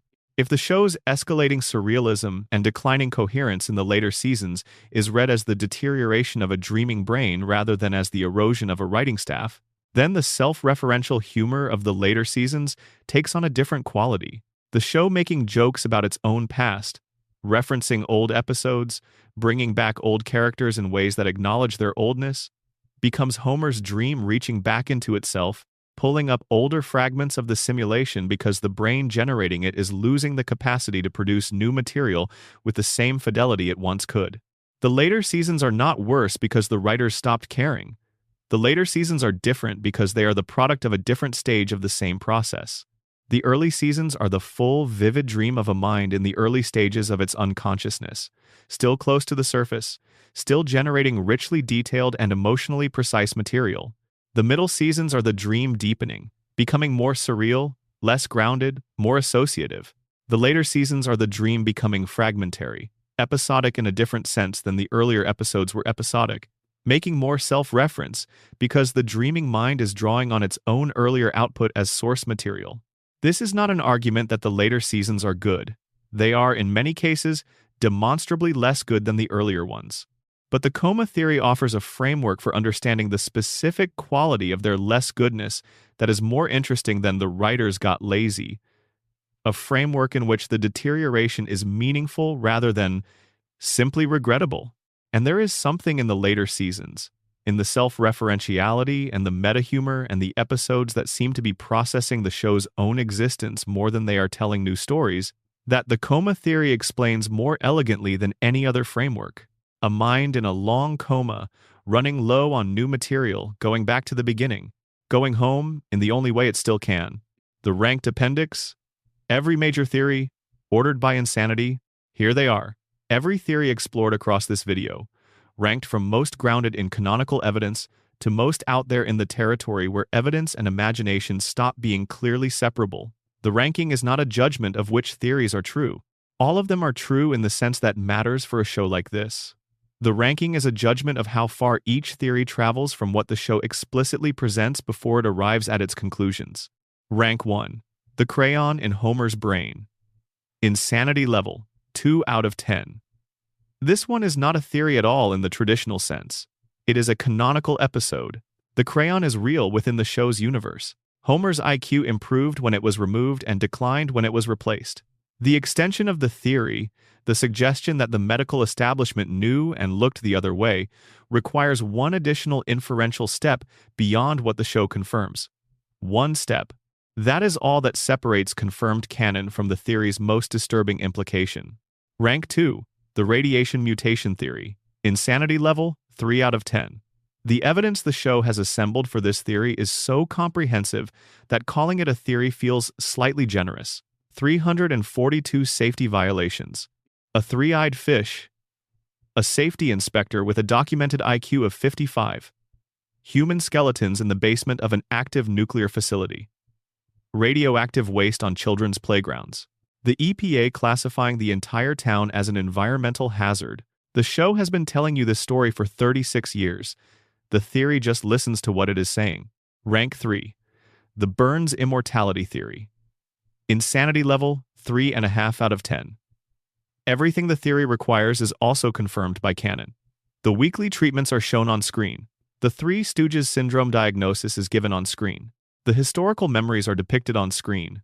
The theory's contribution is the synthesis, taking each of these individually presented facts and assembling them into a coherent picture of how one man has sustained himself for more than a century through resources that no other Springfield resident has access to. The synthesis is the theory. The pieces are already there. Rank 4. Who really shot Mr. Burns? Insanity level, 4 out of 10. The official answer is Maggie. The evidentiary problems with the official answer are also canonical. The DNA evidence pointing to a Simpson is canonical. Burns's testimony being the only evidence that specifically identifies Maggie is canonical. Homer's unexamined season 18 confession is canonical. The alternate endings that were fully produced are real. The theory that the official answer is wrong does not require introducing anything the show did not provide. It requires taking the show's own evidentiary standards seriously enough to notice that the standard is not met. Rank 5. Mona Simpson and the Burns conspiracy. Insanity level, 4.5 out of 10. The canonical material is substantial. The biological weapons laboratory is shown. Mona's activism and exile are shown. Burns's pursuit of her is shown. The deal between Burns and Grandpa is shown. The theory's extension, the suggestion that this three-generational arrangement was deliberate strategy on Burns's part rather than the accumulative consequence of a grudge, requires more inference than the other entries on this list. But the inference is short, and the territory it covers is coherent. Rank 6. The Principal and the Pauper as Springfield's operating manual. Insanity level, 5 out of 10. The episode is canonical. Everything the theory says about it is visible on screen. The extension, reading the episode as a demonstration of the mechanism that produces Springfield's broader amnesia about its own situation, requires a generalizing step from one episode to the whole show. That step is larger than the steps required by the theories ranked above it, but the episode itself does a great deal of the theoretical work by being so explicit about what it is depicting. Rank 7. Maggie as strategic genius. Insanity level, 5.5 out of 10. The evidence is real. The longest daycare demonstrates problem-solving capacity that should not exist in a 1-year-old. The final shot of the Burns shooting episode demonstrates situational awareness that should not exist in a 1-year-old. The show has tested Maggie's intelligence multiple times with results that suggest something extraordinary. The theory's contribution is the framing, reading all of this as deliberate concealment rather than comic exaggeration. That framing requires you to accept that a baby is making sophisticated strategic decisions about self-presentation, which is the specific insanity that earns this theory its ranking. Rank 8. The predictions phenomenon. Insanity level, 6 out of 10. The predictions are real. The explanations for most of them are rational and have been provided by the show's own creators. The extension, the meta-theory that the show shapes the future rather than predicting it through cultural influence, is genuinely interesting and partially supported by the mechanics of how cultural influence works. But it requires accepting a causal claim that the show's depictions affected the probability of events they depicted that is difficult to prove and easy to dispute. Rank 9. Ned Flanders as psychologically caged.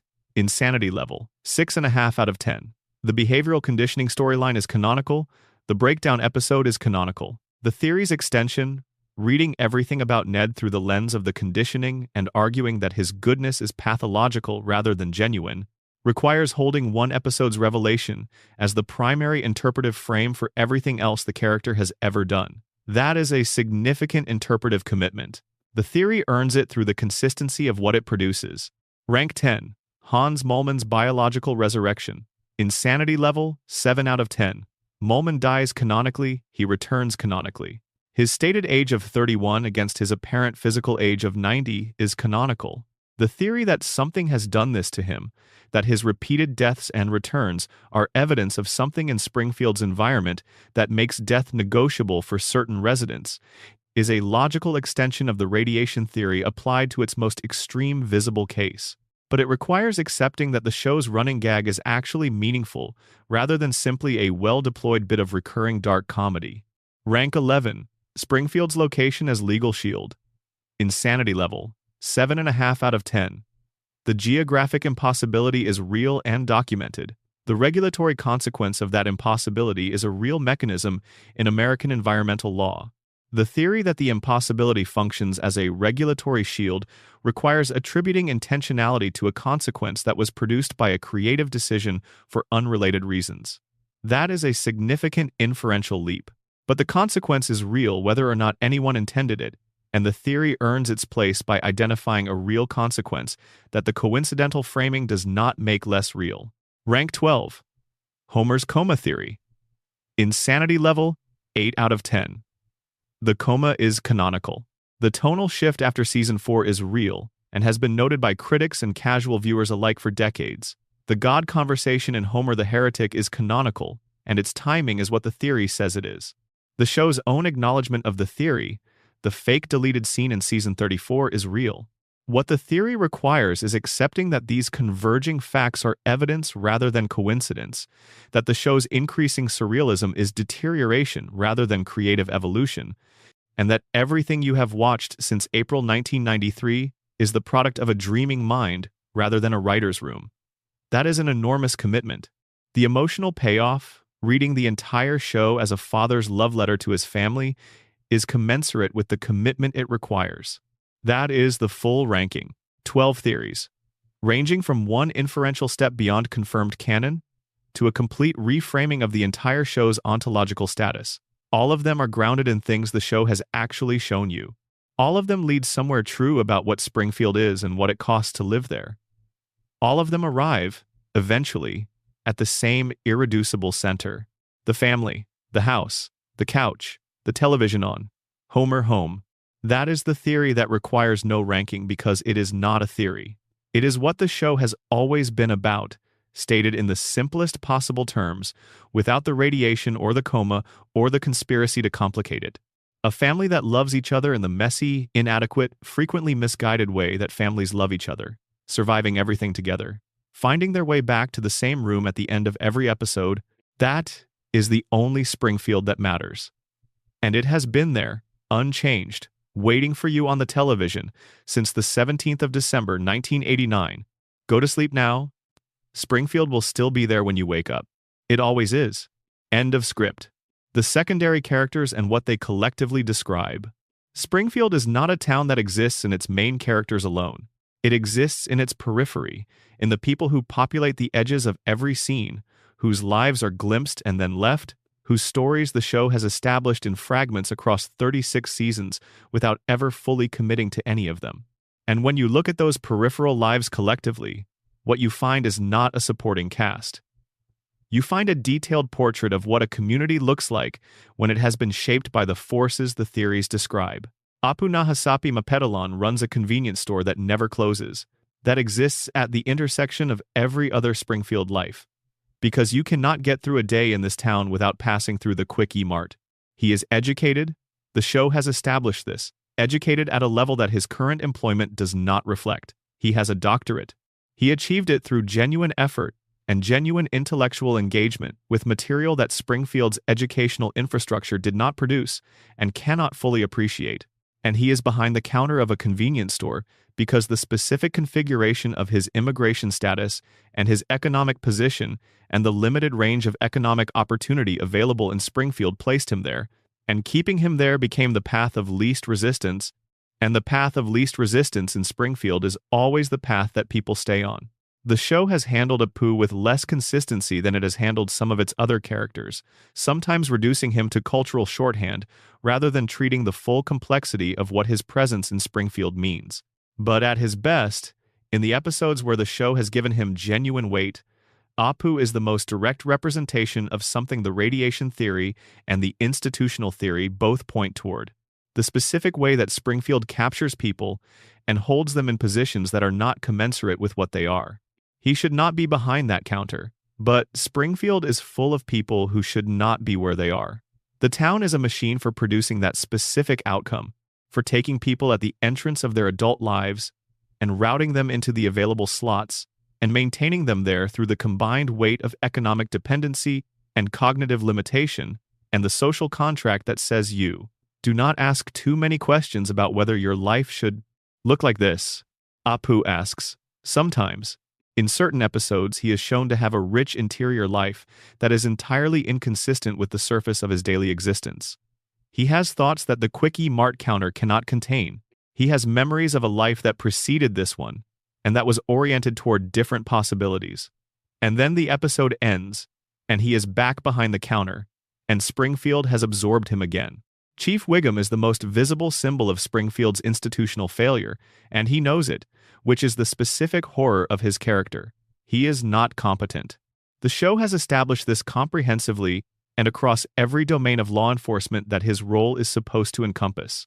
Cases go unsolved, investigations go nowhere, evidence is mishandled. Actual criminals operate with impunity, while Wiggum and his department exhaust themselves on the kind of performative law enforcement that produces activity without outcomes. But the show has also established that Wiggum is not stupid, not entirely. There are moments where his instincts are correct, where his read on a situation is accurate, where he says something that reveals an understanding of Springfield's actual dynamics that his official behavior does not reflect. He knows the town is not what it presents itself as.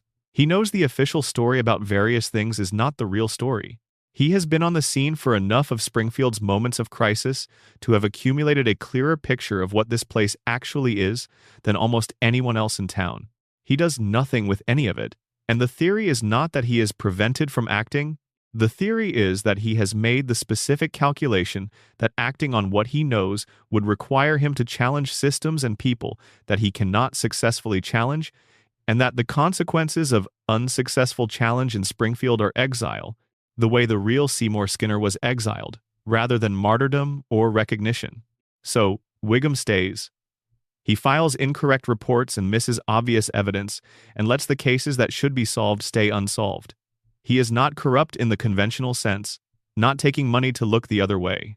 He is compliant in the deeper sense, maintaining a posture of institutional function that covers for a deeper institutional dysfunction, because the dysfunction serves the people with enough power to sustain it, and those people are not the people Wiggum has the resources to challenge. Every secondary character in Springfield is a variation on this theme. The teacher who knows her students need more than she can provide in a school system that is perpetually defunded and perpetually overextended. The doctor who treats the symptoms that the contamination produces without asking about the contamination. The politician who is owned by Burns in the specific, non-metaphorical sense that Burns has provided financial support to their campaigns and expects the support to be returned in the form of permissiveness toward the plant. They are all implicated. They are all participants in the maintenance of the town's agreed-upon version of itself. And none of them are villains. None of them woke up one day and decided to be complicit. They woke up one day in Springfield and found themselves already inside a system that required their participation and provided no mechanism for exit. That is Springfield. That is the whole of it. Not a place with a hero and a villain and a resolution waiting to happen. A place where the structure was already established before the current residents arrived, and where the structure persists because nothing about the costs and benefits of challenging it makes challenging it individually rational for any of the people inside it. Burns is the only person for whom the current arrangement is optimal, and Burns has been there longer than anyone, and Burns has more resources than anyone, and Burns has weekly treatments scheduled through next week. He is fine. He will continue to be fine. The rest of Springfield will continue to be exactly as it has always been. And the show will continue to be exactly as it has always been, the longest-running scripted primetime series in the history of American television, the most analyzed comedy in the history of the medium. The show that predicted the future and shaped the future and reflected the present back to the people who were living in it, with a clarity and a consistency that no other show has matched. 788 episodes, 36 seasons. A family on a couch in a yellow house on Evergreen Terrace in a town that does not appear on any map. Still there. Always still there. Sleep well. A quiet note on why any of this matters. It is worth pausing, before we close, to ask the question that the theories themselves do not often stop to ask. Why does it matter that The Simpsons can be read this way? Why does it matter that you can take a comedy show about a cartoon family and find inside it a coherent account of industrial contamination and institutional capture, and the specific ways that communities learn to live inside their own damage? The answer is not that the show intended all of this. Some of it, certainly. The show has always been satire, and satire intends to reveal things that straight depiction would leave unrevealed. The nuclear plant as a symbol of industrial recklessness is clearly intentional. Burns as a critique of unaccountable wealth is clearly intentional. The town's reflexive self-interest and collective memory failure are clearly intentional. The show has been explicit about them across many episodes. But the full architecture that the theories describe, the closed loop in which the contamination produces the impairment that prevents the challenge that would address the contamination, the three-generational structure of the Burns conspiracy against the Simpson family, the way Maggie's silence and Lisa's visibility, and Bart's specific neurological profile, and Homer's emotional configuration all fit together as a portrait of what one contaminated town does to one family across time. That is more than the show planned, and more than any individual writer assembled consciously. It emerged. It accumulated 36 seasons of people who were paying close attention to American life, telling stories about a family in a town, and the stories piled up into something that the individual storytellers did not necessarily intend, but that the audience, looking at the pile from a sufficient distance, can see as a shape. That shape is meaningful. Not because The Simpsons is a document about the real world that encodes accurate information about how nuclear facilities and industrial capitalism actually work. It is not that, and has never tried to be.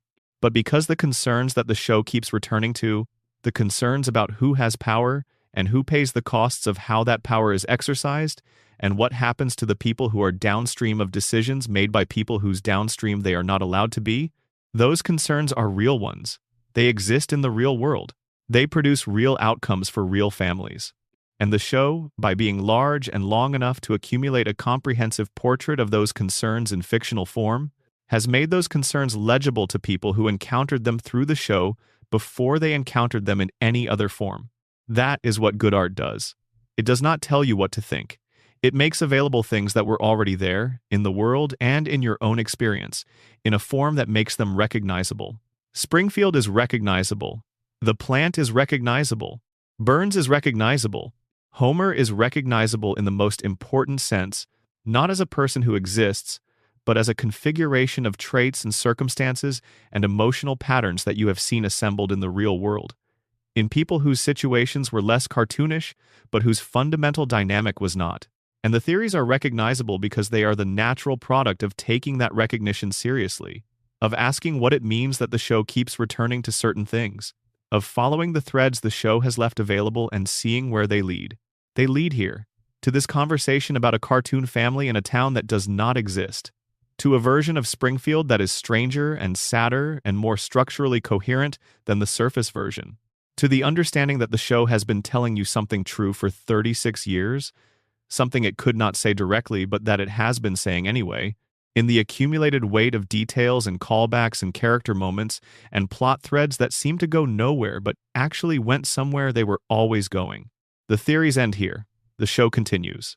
Bart is still 10, Lisa is still 8, Maggie is still watching, and Homer is somewhere, in a dream or in a hospital bed or in the yellow house on Evergreen Terrace, finding his way home. As he always does, as he always will. Close your eyes. Let Springfield go quiet around you.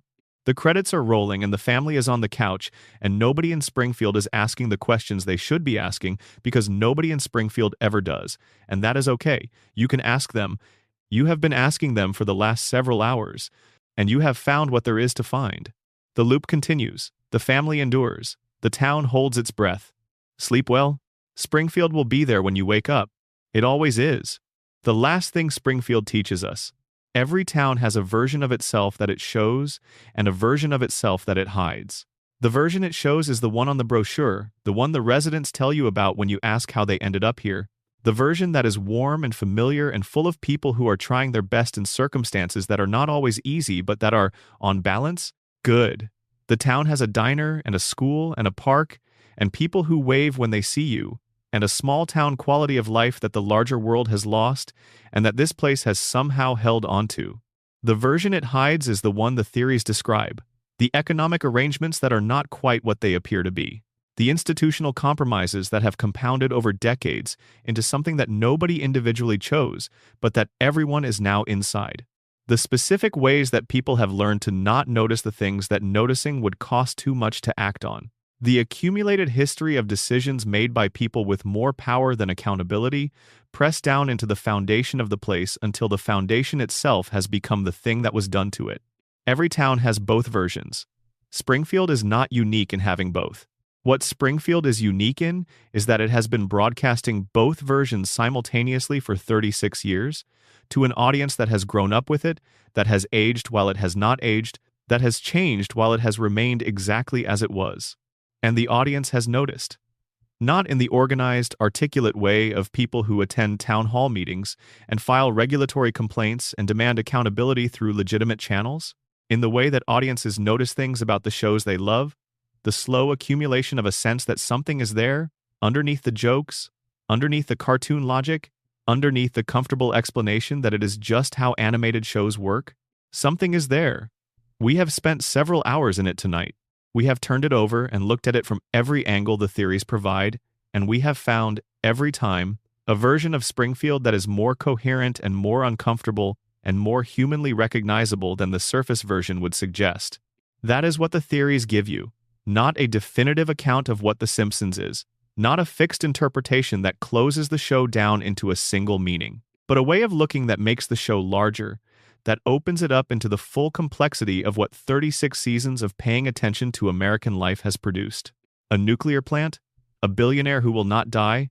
A safety inspector whose brain was compromised before he could do anything about the compromising? A town that votes to forget?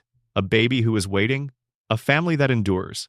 And an audience, tired now, having followed the threads further than most people follow them, settling back into the quiet that follows a long journey into somewhere unusual. The couch is comfortable, the television is still on, Springfield is there, yellow and familiar, and stranger than you ever knew before tonight. Let the credits roll, let the couch gag play, let Homer find his way home one more time. You can close your eyes now. The theories will still be there in the morning. Springfield always is.